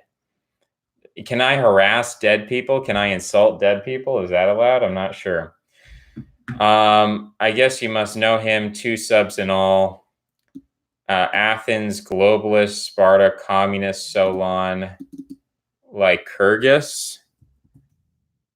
Oh, geez, what's going on with my computer? I pressed Option instead of Command. Lycurgus, the quasi-legendary lawgiver of Sparta, who established the military-oriented reformation of Spartan society in accordance with the oracle of Apollo at Delphi. I haven't heard of Lycurgus before. But the thing about Spartan law is it kind of just derives from the continual social Darwinism of its military. And so you don't really need to worry too much about, oh, this is crazy. Yeah, all women have to shave their heads once they reach prime age for childbearing. Okay. So maybe there are some weird laws in there. Maybe we can look into that. Maybe that is the Spartan way. Xi Jinping sent cultural groups and ministers to South Korea to learn some of the Ming Dynasty era preserved Confucian rites and customs, detailed imperial Ming court rituals, ancestor worship. Okay, well maybe it's making a comeback, although that seems that it would impede China's ability to be imperial. Confucianism is pretty straightforward: oral filial piety, ancestor worship. The state is a kind of wider family, patriarchal governance, heavy focused on idealized governance, meritocracy, exams, etc. So 2006 gang, I don't know what that's in reference to. Randy Weaver, yes, he was a person on Ruby Ridge, and again, that was a defensive thing. That was not an aggressive, assertive thing. Super male vitality commercial. Wow, I'm gonna freak out. Calgon, take me away. Revolt. We must behave. His return is imminent. So is the Czars. Messiah returns in 5 minutes. Promise. I'm feeling an uncontrollable urge to violate the TOS. They got him. I'm back, but now Ken is gone. Suspicious, Randy. Maybe I am Randy. I saw a white light then. You're now prime suspect. The TOS is our law. This is the law we viewers were told we wanted. Not dead. Big fan of your channel. Where is my stuff? Whiskey Rebellion by William Hoggeland. Finally, thank you, Brian. We have an answer to the question I asked 45 minutes ago. You have to refresh the stream. My dream is to make it onto BAP's Handsome Thursday. It's possible, dude. Anything's possible. Skulls and bones. But it does mean he can be pressured into doing the bidding of more powerful people. Pretty impressive guy. Charles Babbage invented the computer. Well, okay, there's different definitions of what we mean by computer. The first modern electronic computer was, as far as I know, Konrad Zuse in Germany. George W. Bush probably sounded less than eloquent because of the Xanax or other benzos he was apparently given by his doctor to quell stage fright anxiety prior to his public appearances. Now that's funny. Now that's something I've never heard. Imagine George W. Bush is secretly a genius, but every time he gets on stage, he's like, I don't know what to say. I don't know what to say. And they're like, here, pop some Xannies. And he's like, America, we're going to get her done. That's right. We're gonna beat them terrorists. Maybe he was just high the whole time. That would explain a lot.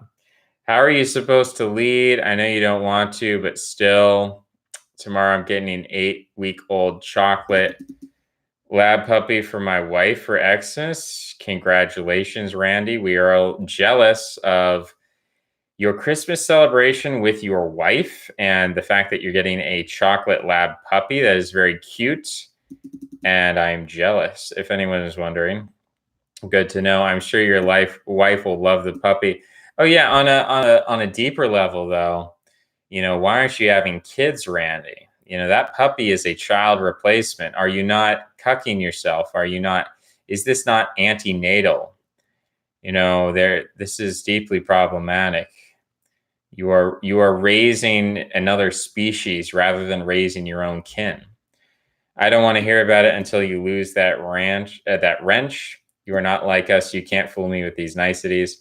2007 study estimated that 3.45 million Muslims were living in the United States, about 1.1% of the total population. Yes, that is true, Dio Strabo. So I said 1% of 1%. It's actually not 1% of 1%. It's actually 1%. Oh, huge difference. Yeah, I don't really care. Plus, Muslims who live in the United States are very different from Muslims everywhere else in the world. They are mostly Muslims. They're mostly not Muslim refugees. Now that might be changing, like with Somalis since the 1990s. But I think if you do research on the types of Muslims, what they believe about Sharia law, how connected they are to Islam, their perception of Islam, all of that, Muslims in the United States are much more moderate than Muslims in literally any other nation on the face of the planet, as far as I'm concerned. So, are they really Muslims? They are very milquetoast Muslims. So, the idea that they are a problem is extremely, I'm very skeptical of that. Only I can, but I won't fool you. So many Satanists in the XXC, Hermann Hesse, Spangler, Junge, German elite. Is it pantheism that leads to it? I've never heard the idea that any of those dudes were Satanists, and I don't know what XXC means, so I can't answer that question. Mind control is a lot more prevalent and powerful than you understand it to be. No reason to be a despair merchant about it, but it's very real. Okay, well, language is a form of mind control. I'm not denying the existence of mind control, just the idea that I'm just saying that the MK Ultra meme, the reason why it's promoted is to benefit the government, not to hurt the government. That's all I'm saying. I'm saying that the MK Ultra meme itself is a form of mind control. If you understand the layers we're talking about here. So I'm not opposed to the concept of mind control in like a Foucaultian sense. Of course, I'm as far as like hypnosis and demons and stuff like that. That is very speculative, and I often, getting into that. There are plenty of people who do that shtick, and people who do that shtick, in my mind, they ghettoize themselves. So I'm looking to speak to the mainstream here. The Sinosphere China, Korea, Japan term frequently used to reference democracy is Minzu, which has a number of meanings lost in translation. Nationalism is another meaning. Hakka are Han, by the way. You can say that, and maybe you have better authority than I do. Hakka are a subgroup of Han in the same way that we could say, like, the Anglo-Saxons are a type of Germans or something like that, or the Normans are a type of Scandinavians. But they do have a distinct identity, and there is an entire sociological, anthropological field called Hakkaology. I'm not making this stuff up. Only the century-long Mongol Yuan dynasty and the Manchu Qing dynasty, 2,500 or 250 years, were the bona fide barbarian ones. Okay, yeah, I mean, don't paint the wall, paint yourself green. Probably not going to happen. Michael Millerman is pretty popular as one of the Dugin translators. He's interesting. He has a YouTube channel talking about Dugin's works. I think that's his job. Dugin is heavily Heideggerian. That's why he told the British interviewer that one time we have our own special Russian truth. You have your Western truth. Okay. Mark Miller cries, crying at night. Dugin is a Russian shill. I mean, he doesn't even deny that in a sense. It's like, he's not lying. It's just I'm not like a Russian imperialist, so like Dugin's not speaking to, I guess he is trying to evangelize his ideas as a way to attack the West, but I'm not necessarily interested. Like, I don't have faith that Russia is going to save us, so I'm not focused on like promoting Dugin as a solution to problems that we're encountering here.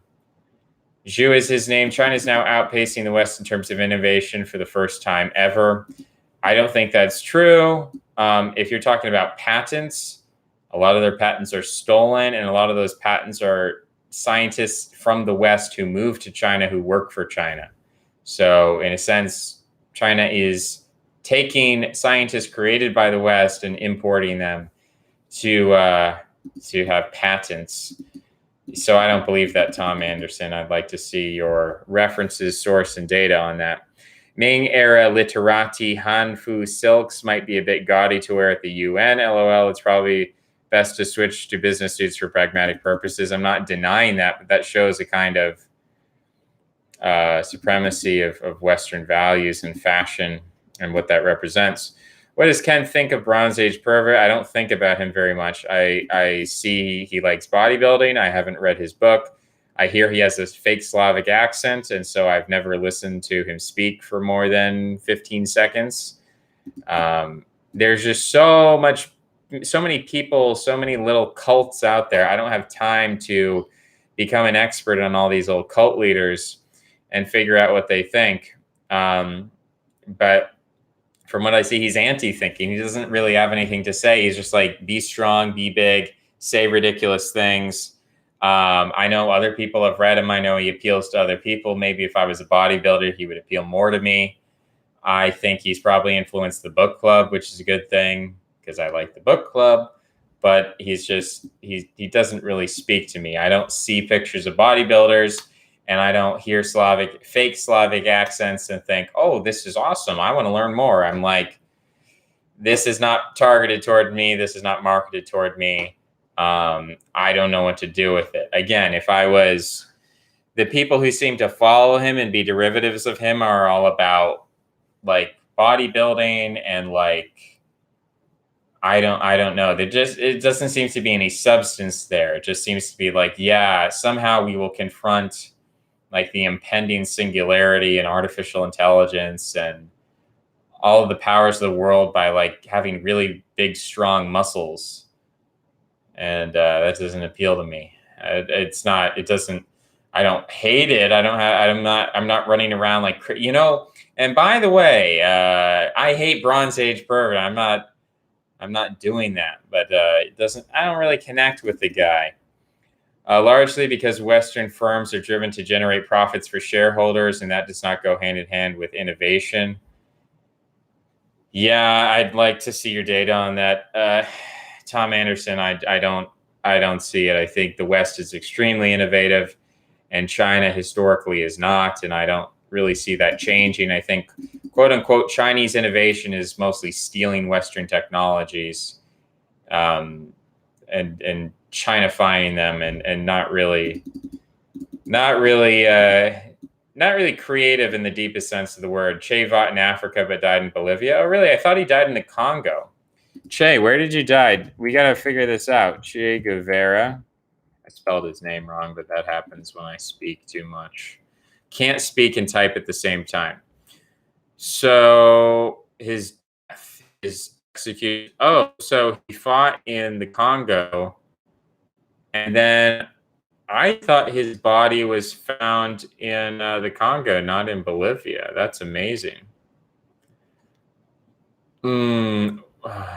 Wow, Klaus Barbie was involved. The Nazis, he was fighting Nazis in Bolivia. That's pretty cool. You got to give him credit for having a cool death story.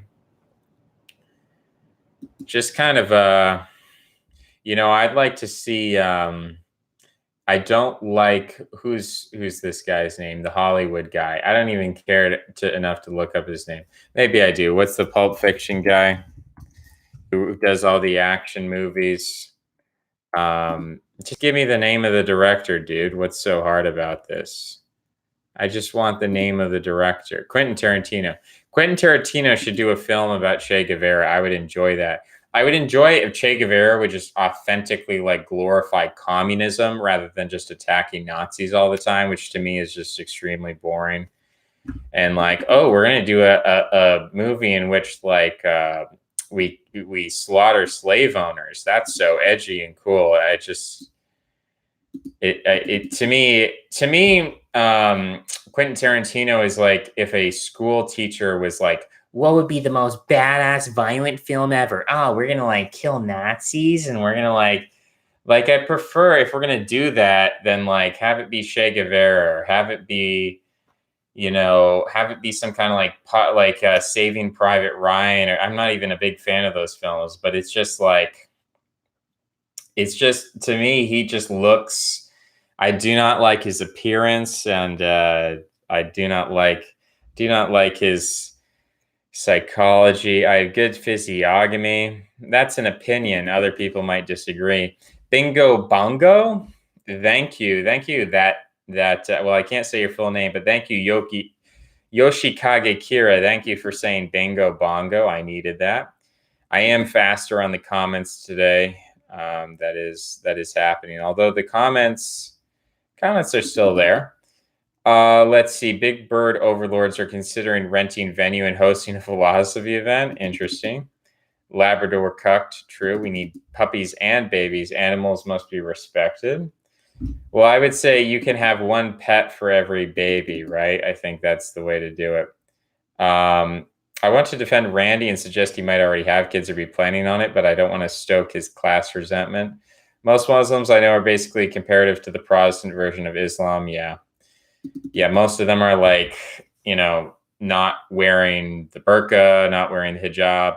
I mean, there are certain areas, like if you go to Washington, D.C., like you get like people fresh off the boat, so to speak, who still maintain their culture. But a lot of other places, they are very much assimilated to liberalism. I gotcha. Meta mind control. Sounds like a Millhouse is not a meme is a meme situation. Sounds like a Millhouse is not a meme is a meme situation. That's confusing. I've learned more from Ken than uni. Well, maybe you should pay me $40,000. I think that is the logical conclusion of that statement. Eyebrows beat 10 years ago. Ken, you should check out Bronze Age Pervert podcast. Okay, I think you've told me this before. Someone has told me this before. And I clicked on the video and I heard it was like, hello, we are Russian. Like, welcome, Bronze Age Pervert. We have big bodies, but we don't show our face because we are afraid. We are very strong masculine men who like to fight death. And we are not afraid of anything, but we are hiding face. And all we care about is aesthetic, but we also hide face because we are afraid. And we speak in fake Russian accent. Like, dude, I'm sorry. I can make it about 5, 10, maybe 15 seconds into that, and my brain checks out. I'm sorry, there's too much information out there. There's too much to do. I'm just not attracted. If you want to make a video summarizing what's going on, maybe we can listen to that. China would be an interesting topic to cover after Nietzsche. Yeah. I don't know. Again, to me, China is a subsidiary of the West. China is a colony of the West in many ways. So, you can say that, you can say whatever you want about that. That's my perspective. So I'm not really interested in studying China as a primary phenomenon. I think it's a symptom and a secondary phenomenon. I think if contact between China and the West were split, I think the West would benefit, and I think China would suffer, because I think China basically is dependent on the West, whereas the West is not dependent on China. The West basically has exported its working class to China. The China has imported the intellectual function or the executive function from the West. Which one is more important? Which one is primary? Obviously, the executive function, obviously, creativity, innovation. So the West can rejuvenate the working class. The West can use automation. The West can use immigration. The West doesn't need China fundamentally, whereas China really does need technology, innovation of the West. And if they are disconnected, if the consumer class of America stops consuming Chinese goods, then the Chinese economy is going to collapse. Like if there is no demand eating up that surplus, then the Chinese economy collapses. And so I'm not really that interested in studying China. I'm more interested in it. And I feel like the Chinese economy, Chinese civilization at this point in history is kind of derivative of the West. Of course, it has its own tradition. If I was Chinese, I'd probably be more interested in studying it. But I don't think China is going to be this world historical player. Everyone thinks China is going to take over. I think China will always lag behind the West because China is just taking things that the West are doing and it's implementing it in a top down way. And so they make this very quick progress. Like we'll have an invention and like people sort of adopt it slowly. China will take that and they'll just force it down everyone's throat. But they're never going to surpass us in terms of innovation. That's my belief. You can say that's overly critical or a mean thing to say or whatever, but that's where I'm at. He is intellectual to a degree, influenced by Schopenhauer. I don't think Schopenhauer would have been a bodybuilder, but yeah. Bap's accent is obviously fake, part of his character. He has strange stakes in geopolitics and history. Moldbug is a fan of his.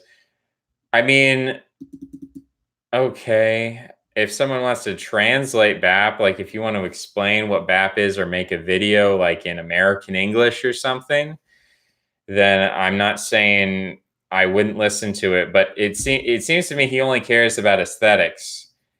And his aesthetics are not good. Like if you don't show your face and you have a fake Russian accent, already I'm turned off by your aesthetics.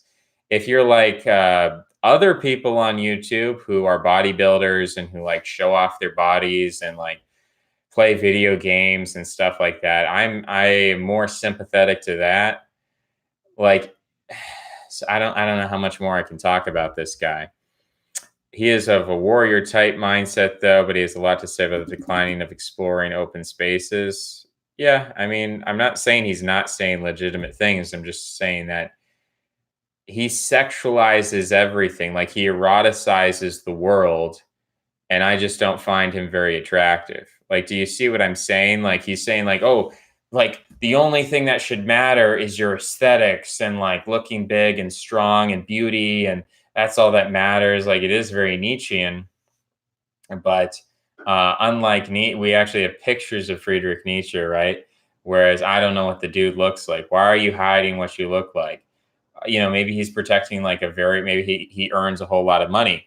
But if you're really this radical warrior Viking barbarian, why wouldn't you just want to crash and burn and destroy everything in your life and go down in a blaze of glory? Why not live one day as a lion instead of 1,000 days as a sheep? So I just think there's some kind of internally contradictory thing there, which is like, to me, it's like when I see personally, I can't say what I'm about to say. So I have to think of a different way to say it. But like, let's say, okay, I figured out a way. Let's say there's a woman who is 60 years old and she gets plastic surgery and breast implants and has makeup and the whole shebang and expensive jewelry. I'm still going to find her less attractive than a young woman who does not have all of that, plastic surgery, breast implants, whatever on average. So that's kind of how I feel. It's like he's adorning himself with it, pure aesthetics and pure Nietzscheanism. And it's like, you have a fake accent, you won't show your face. Why are you doing that? Sounds like it's motivated by fear. Why are you such a fearful guy? If he was to give me a different philosophy, he was going to say, no, I care about the priest class. I care about institutional power. I care about analytic philosophy. I care about building up institutions, building up money. If he was like a Ricky Vaughn type guy, American nationalist type guy or something like that, then I would say, okay, fair. I respect your privacy. Like you don't have to show your face. But when you talk the talk and you don't walk the walk, that's where I'm like, it feels empty to me. Do you understand what I'm saying here? When people keep pushing BAP on me, I just don't see the appeal. China has definitely had some developments in terms of industrial manufacturing. Yes, they have, but anything independent from the United States, they've outpaced the U.S. in terms of patents, but not per capita. Yes, that's an important An important thing to understand, the per capita. South Korea actually has the most per capita patents. Yes, South Korea probably does. South Korea, Japan have a very high per capita patent rate. Question is, what kind of patents are those? Just churning out patents is not necessarily the most productive thing that you can do, or innovative, or creative, or inventive, or whatever. There's a difference of quality and quantity, and I don't think Chinese civilization really addresses this problem of quantity versus quality, whereas the West is very much focused on this problem, understands the depth of this problem. Che captured by the CIA in Bolivia. You and your entire base of okay, so we have we have a disliker. You and your entire base of 100 people who watch True Little Tom or whatever ought to be ashamed of yourselves. Too intellectual for your own good, zero results, utter failure. I guess this sounds like someone who's mad that I'm criticizing BAP. That's what this sounds like. Where are you coming from? What's your tell us what should we do? We are too intellectual. We have zero results, utter failure. So tell us, what kind of results has BAP brought us? Or maybe you're not a BAPper. Maybe you believe in something else. So tell us, what is the path to success? Rather than tearing us down, deconstructing us, give us something positive to anchor ourselves to. You got to be able to execute locally to be considered competent. You make me sick. Thank you. Tarantino, idiots. Oh, yeah. The fact that I didn't remember Quentin Tarantino's name, I'm definitely an idiot. Jay is pretty interesting as a person. I agreed. He'll read that insult in 1 hour. True, I will. Message retracted from Juan de la Lastra. Also, there was already a Che movie that was kind of like that. Haven't seen it. Who is it by? Give me a reference, sir. Hello, Zero Infinity Live 2. How do you do? I'm doing well. Starring Benicio del Toro. Okay, well, maybe if we look up him and we look Che Guevara, maybe we can find this film. Che Part 1. So maybe there's going to be a Che Part 2. 2008 film. Directed by Steven Soderbergh. He has Swedish, Italian, and Irish roots, from Charlottesville, Virginia. Okay. Let's see. I'm trying to find some information. There's a Part 1, the Argentinian. Part 2, Gorilla.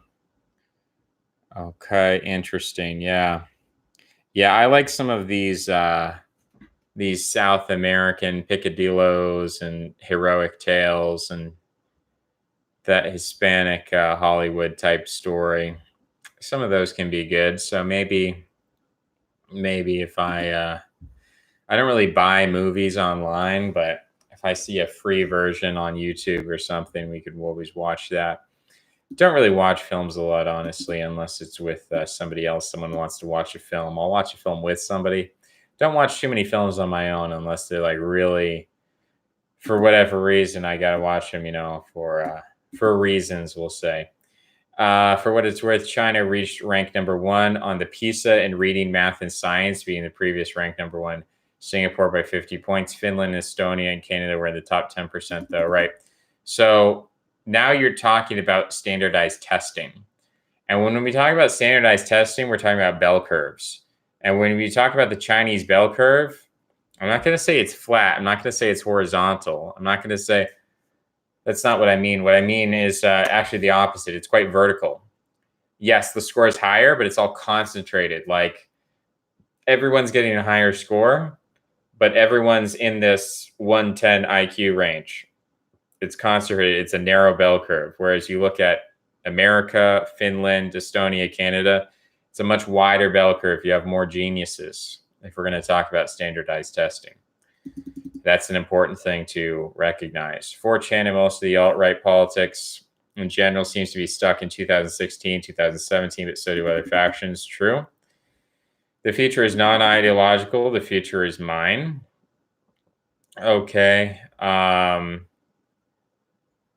I don't know who you are. I don't know what that means. Oh boy.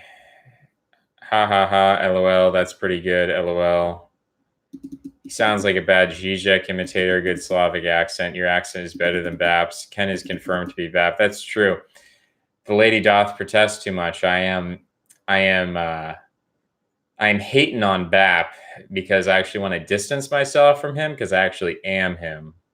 That is my secret identity. I LARP as a bodybuilder with a Slavic accent when you're not looking. Pretty spot on with impressions. I reduced me to tears. Well, glad I could provide you some tears there. European Union and East Asian economies are also just as big trading partners with China. I haven't seen the East Asian stuff, but yeah, but the EU is part of NATO, right? So when I say America in the West, I'm including the EU in that. I don't think like Germany is this independent power. Look into Demetrius the First of Bactria. Okay, so I'm guessing this is part of BAP's analysis. So we'll take a look.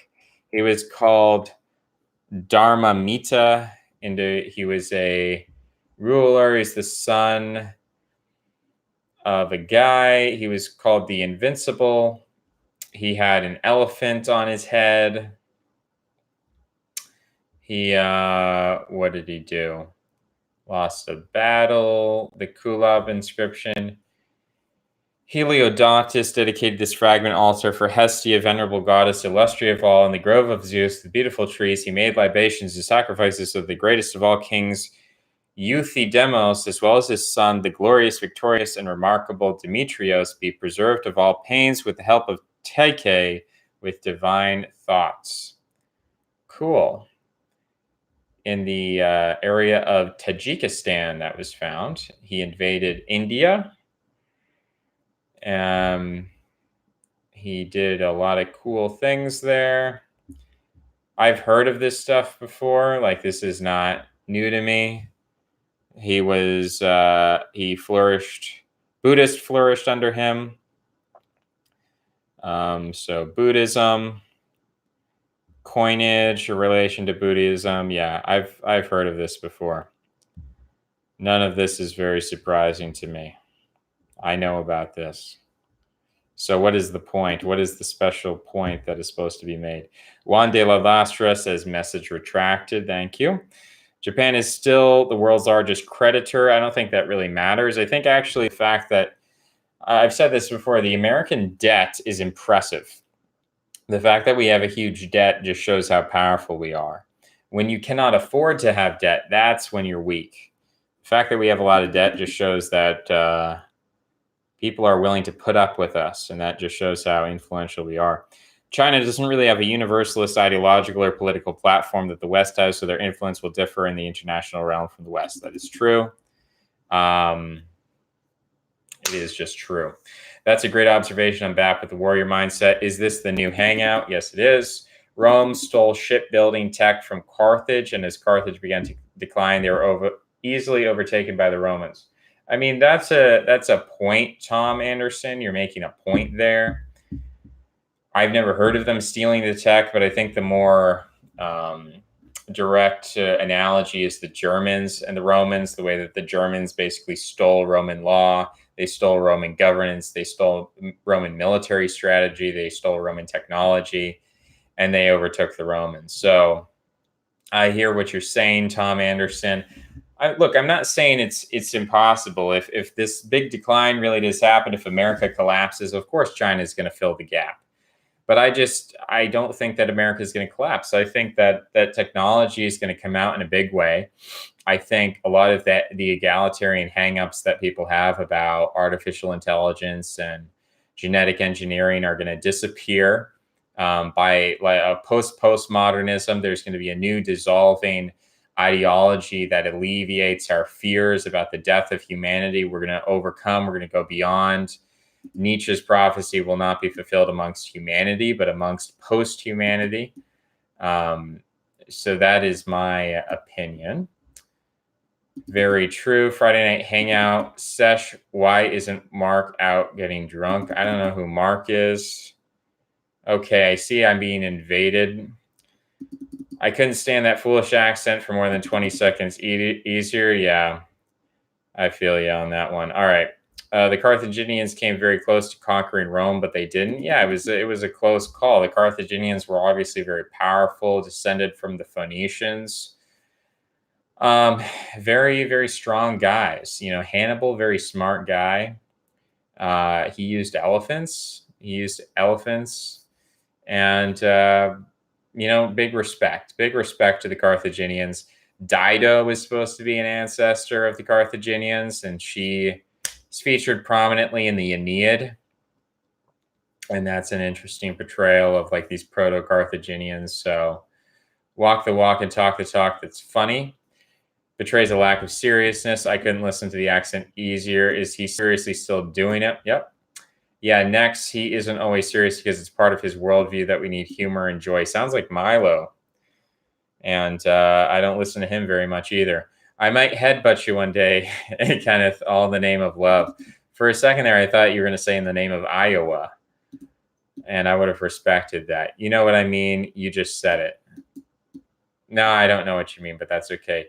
Juan de la Lastra says message retracted. Thank you, Juan de la Lastra. Tom Anderson says when the West pours enormous amounts of resources into these apex projects like aircraft carriers, the Chinese realize that quantity has a quality all its own. I hear what you're saying. It's kind of like Germany versus Russia in World War I and World War II. But ultimately, that war was decided by quality. So radar technology was the decisive element in that war. You can also say ideologically, Admiral Canaris being part of the intelligence agencies of the West was a big part of that. So when you actually look at the background of World War II, you realize that quality is really supreme over quantity, that no matter how many tanks the Soviet Union creates, that really is nothing compared to the technological advances that really won the war, that the Soviet Union couldn't have done without. They wouldn't have survived without that. So that is my opinion. My opinion is that China will never overtake the West, and that either the West is going to collapse like you think and China's going to take over, or we're going to have some genetic engineering, transhumanism, artificial intelligence, and our morality is going to change. All of the hangups that people have, these anthropocentric, humanistic hangups where people are like, oh, no, we can't modify ourselves because we lose our humanity. Oh, no, what if it's Skynet? What if it's the Terminator? I think people are going to get over it pretty quickly here. I think people are kind of sick of humanity, to be honest, and we're ready for something new. We're ready to go beyond humanity. I'm not saying that as like a necessarily good thing. I mean, obviously that's horrifying from a certain naive Heideggerian peasant perspective, from a Christian perspective. It's pretty harsh. And also even a Nietzschean perspective, like you as a human are not going to be the Ubermensch. It's going to be a totally different species that takes over. But I don't think that species is going to be Chinese. I think it's going to be Western, at least in its origin. After that, it's going to be something completely different.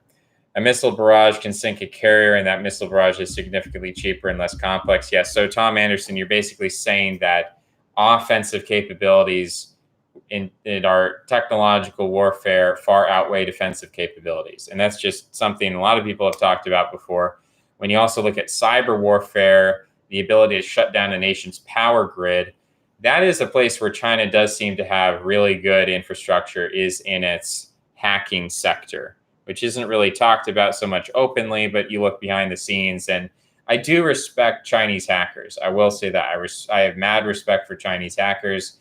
I think they could do a lot of damage. I don't think they ever would, though, because I think the Chinese economy is dependent upon the American economy. You can say, oh, well, they also have the EU, or, oh, they also have Japan or something like that, or the rest of East Asia. But fundamentally, if there is a war between China and America, America will go full FDR mode. America will go basically full fascist. I mean, they'll go full Franco. It will be an Israel-friendly fascism. If you don't believe that's possible, you're wrong. I mean, that is what the kind of thing that would come to pass. And then ultimately you would have a reindustrialization of the United States, a mobilization of the working class, because right now The only solution we have for the working class, since everything's been outsourced to China, is like, well, maybe we go with Andrew Yang and give him $1,000 a month. If there was a war between America and China, the working class would be mobilized, Christianity would be mobilized. It would be a rejuvenating force for America, whereas it would be absolutely disastrous for China. China would totally collapse. I mean, of course, if you add nuclear weapons into the mix, that creates complications, although it seems like there are certain nuclear warhead defense technologies that are developing that sort of make us question the idea of mutually assured destruction. So I don't know. It's speculative. I'm not on the inside. I don't have certainty on this. Oh, Infinity is a troll. Trolling is part of the ancient trickster archetype trad. That is true. Cope. Also, the modern West has a kind of maritime orientation, while China is one of the older land-oriented powers directed internally toward dealing with steppe barbarians and the like. Yeah, I feel like the person with East Asian characters in the name is agreeing with me over the Westerner who seems to be standing for China. So I feel vindicated. When China cracks quantum computing, we're all going to eat bugs. I think when China cracks quantum computing will make China irrelevant, and that will usher in a. We should not say singularity. That's not really accurate. It will usher in a revolutionary phenotype, right? Mark Miller is also a troll. Brandon G should block these two trolls right now. How's your stomach doing after eating the onion? I'm doing good, man. I am a hardy boy, so I'm all good. Brian G, I'm not a troll. Brian, everyone is a troll, says this shilling troll. Okay, I feel like we've devolved into mods. Can I get some M's in the chat for mods? China could have broken through to maritime power status with Zhang. He's Navy, but they were more facing inward, like you said, almost like they were incapable of exploration. I feel like Tom Anderson is seeing the futility of his position. I feel like I just am extremely smart on China. Like I am smarter than all of these people who spend 4 years in college learning Chinese, and they're like, we have to figure out the Chinese, and I'm like, no, dude, it's simple. Like they are a colony of the United States of America. It's just that simple.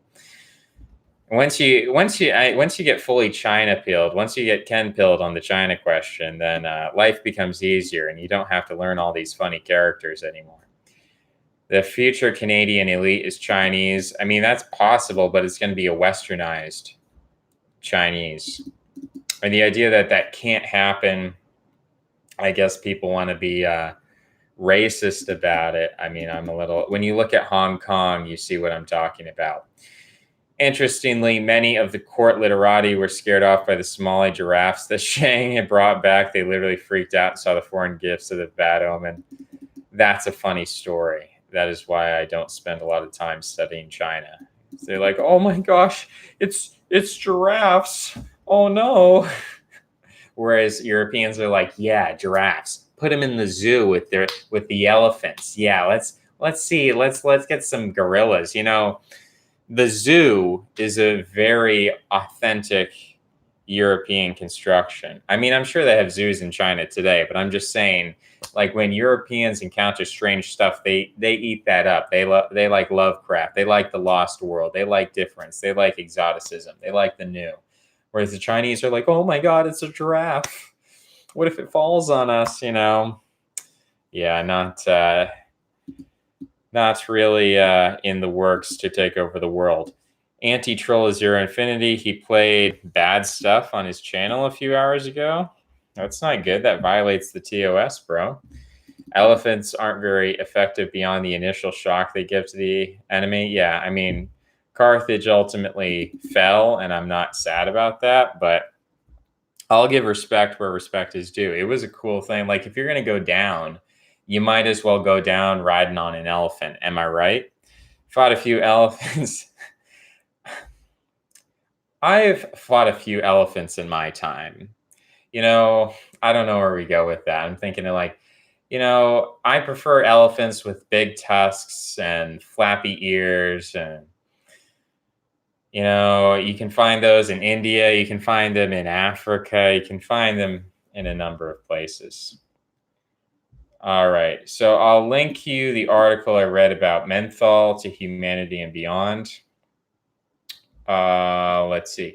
Ancestor worship would probably do the West some good. I don't know, possibly. Someone is linking acoop.blog/tag/elephants. He has a great series on Sparta, how overrated it is. Yeah, Sparta is overrated. Sparta, it's another one of those things. It's like, oh, Friedrich Nietzsche was so awesome. And like, if only we could be Spartans again. It's like, Sparta sucks. No one cares. Sparta's dumb. Sparta's dead. Run it says Ultimate TV 9000 is the biggest troll in here. He's just trying to get a wrench so he can mess with your channel. Let's get Blue Topaz. Oh, wow. I'm getting invaded here, guys. Raffle. I was surprised that the U.S. State Department banned exports of Intel Xenon processors to China recently, though. Quite an odd decision on the surface of it. Yeah. I don't know the inner workings. App mod. Oh, this is weird. Ken, are you... what is going on here? Well, why are you deleting these comments, Brian? They are not in violation of the TOS. Ken, are you a transhumanist? I guess I think that seems to be the direction we're heading in, like just descriptively. Like we just seem to be headed in that direction. Everything seems to be pointed toward that direction. And you can be sad about that. You can be happy about that. You can not care. I'm just kind of trying to be realistic about the situation. Egypt and zoos before 9000 BC, they had midget zookeepers as well. Yeah, I believe it. Chinese scientists have genetically engineered babies and cloned 2 macaws. Yeah, but they're only doing that because it's illegal in the West, whereas in China they just do whatever they want. They don't have any like moral compunction. So what I'm saying is that if you remove the moral compunction of the West with regard to genetic engineering, the West is going to totally BTFO China. This is a warning to the host. This channel, people copy people's channels and do messed up things so they get removed. He's going to try to get you removed. Okay, well, I don't know how to prevent that. Run it. Copy people's channels. What does it mean to copy my channel and do messed up things? What does that mean to copy my channel and do messed up things? And how do I prevent that? You think I understand hacking? You think I understand? What does it mean to copy my channel? Okay, so you're going to take down my channel. That's too bad. I guess I'll be stuck on DLive. The West is hung up on morality regarding genetic engineering. If these qualms go away as soon as you predict, will the West be able to catch up in the field? The West is already far past China in this field. The West just doesn't do it publicly. It does it privately. In the same way that like MK Ultra and all that was private and now it's public. Well, you're going to find out pretty soon. What else can you find in a number of places? Okay, we've got a delicious burger in the chat. Chinese government is sponsoring private genome sequencing to develop bioweapons that target Europeans. Yeah, also the CIA is doing that. So we'll see what happens. But I trust in the intelligence agencies that they are leagues ahead of the Chinese. Maybe that's arrogance. Maybe I'm wrong. Maybe I'm going to be eliminated by a Chinese bioweapon. We'll see. We'll just have to see. Do you have any spiritual beliefs?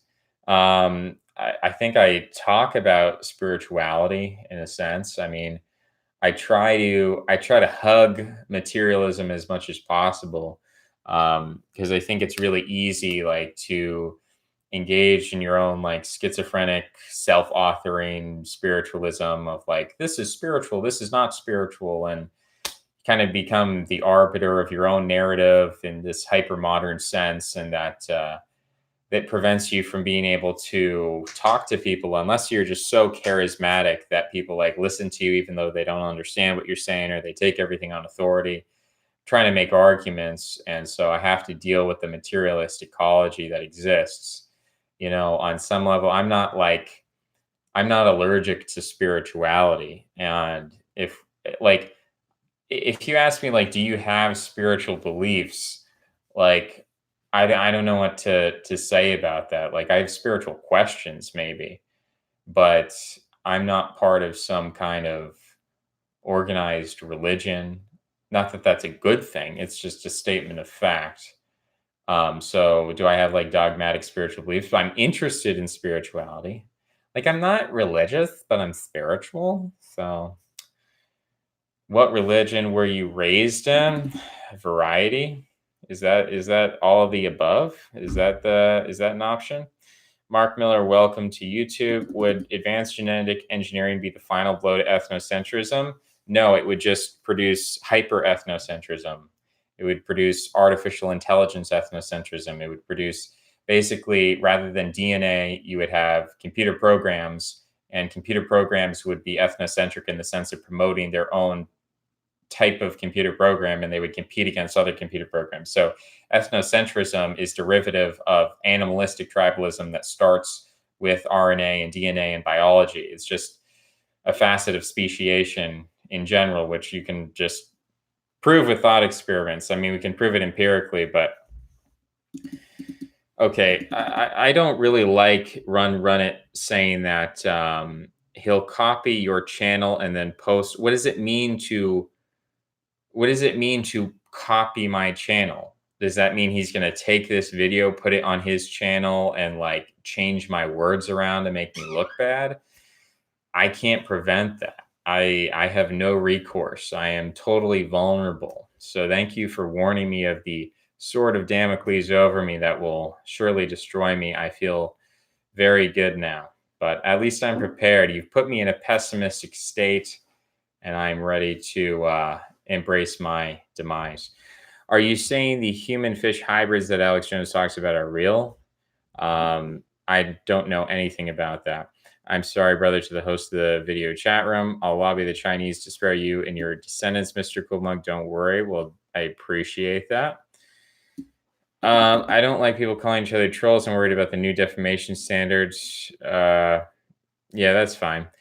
It means he'll make a channel called Kenneth Brown with the same icon. So, Menthol, if he makes a channel called Kenneth Brown with my icon and posts messed up things, is YouTube going to be fooled into deleting my channel? Is that what's going to happen?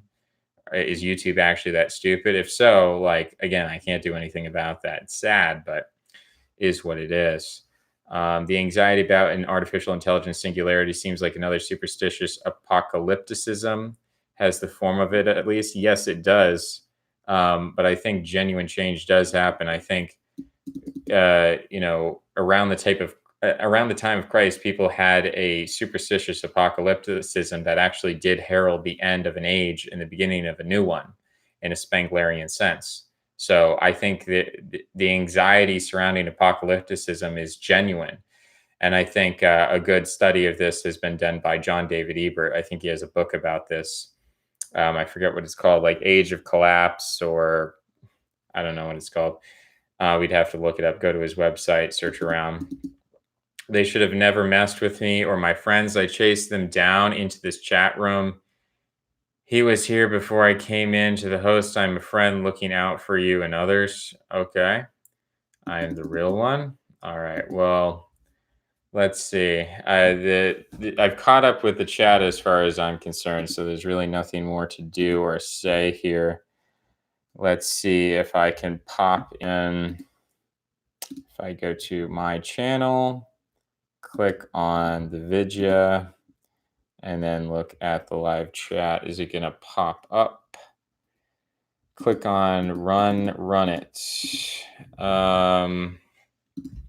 Click on, why are all these people in my chat? Why are these people not in another live stream? What is going on? Let's see if I can access. Okay, we're going to go to run it. Go to channel. Subscribe. He has 41 subscribers. A couple of minutes. The Moon created playlists. Hutchinson effect. Subscriptions. Some weird people. I don't know what's going on here. Oh boy, you can tell a lot about somebody by their subscriptions. A lot of weird stuff. Um, let's go back to the chat. Obvious troll. Yeah, I've been trolled. I've been bamboozled. Climate change is the new eschatology. It's one form of it. It's not the only one. Zero, you have like 30 troll accounts in your channel. I feel like Run It is on some adventure that crossed our timeline accidentally. Yeah, that's true. I've been hacked today. My live stream and lube material was played and swiftly got a strike. So, what are these hacksaws? Are these hacksaws going to hack me? Bro, I don't know about hacking. I don't know how to stop myself from being hacked. Let's see. Let's go to his channel. Channel doesn't have any content. Okay. This is getting boring. So, Zero Infinity, you seem to be attracting trolls to this channel. So, you're gone. Who else is gone? Run It. You have served your purpose well. You have given us the message. Okay, they're not going to hack your channel. So does that mean Zero is lying?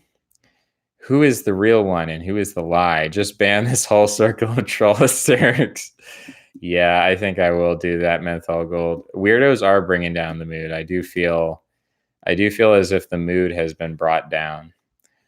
Probably because I'm caught up with the chat and it's been 3 hours and I'm about to end this. So, Run It. Thank you for your message, sir. But the democracy here has decided to hide you. So you've been hidden. You may appeal your ban to Susan herself. And I think that's it. I think that's all we had to talk about today. Thank you for participating. Thank you for doing what you did, contributing, hanging out. Juan de la Lastra explains that XXC means 20th century Spangler Fraternitas Saturni. Like, I don't doubt you, but I just don't know a lot about it. So if you could post some source material, I'll take a look into it. I know Goethe was a Freemason, but we'll take a look into it. Good night. Thank you. Have a good night. All right. See you then.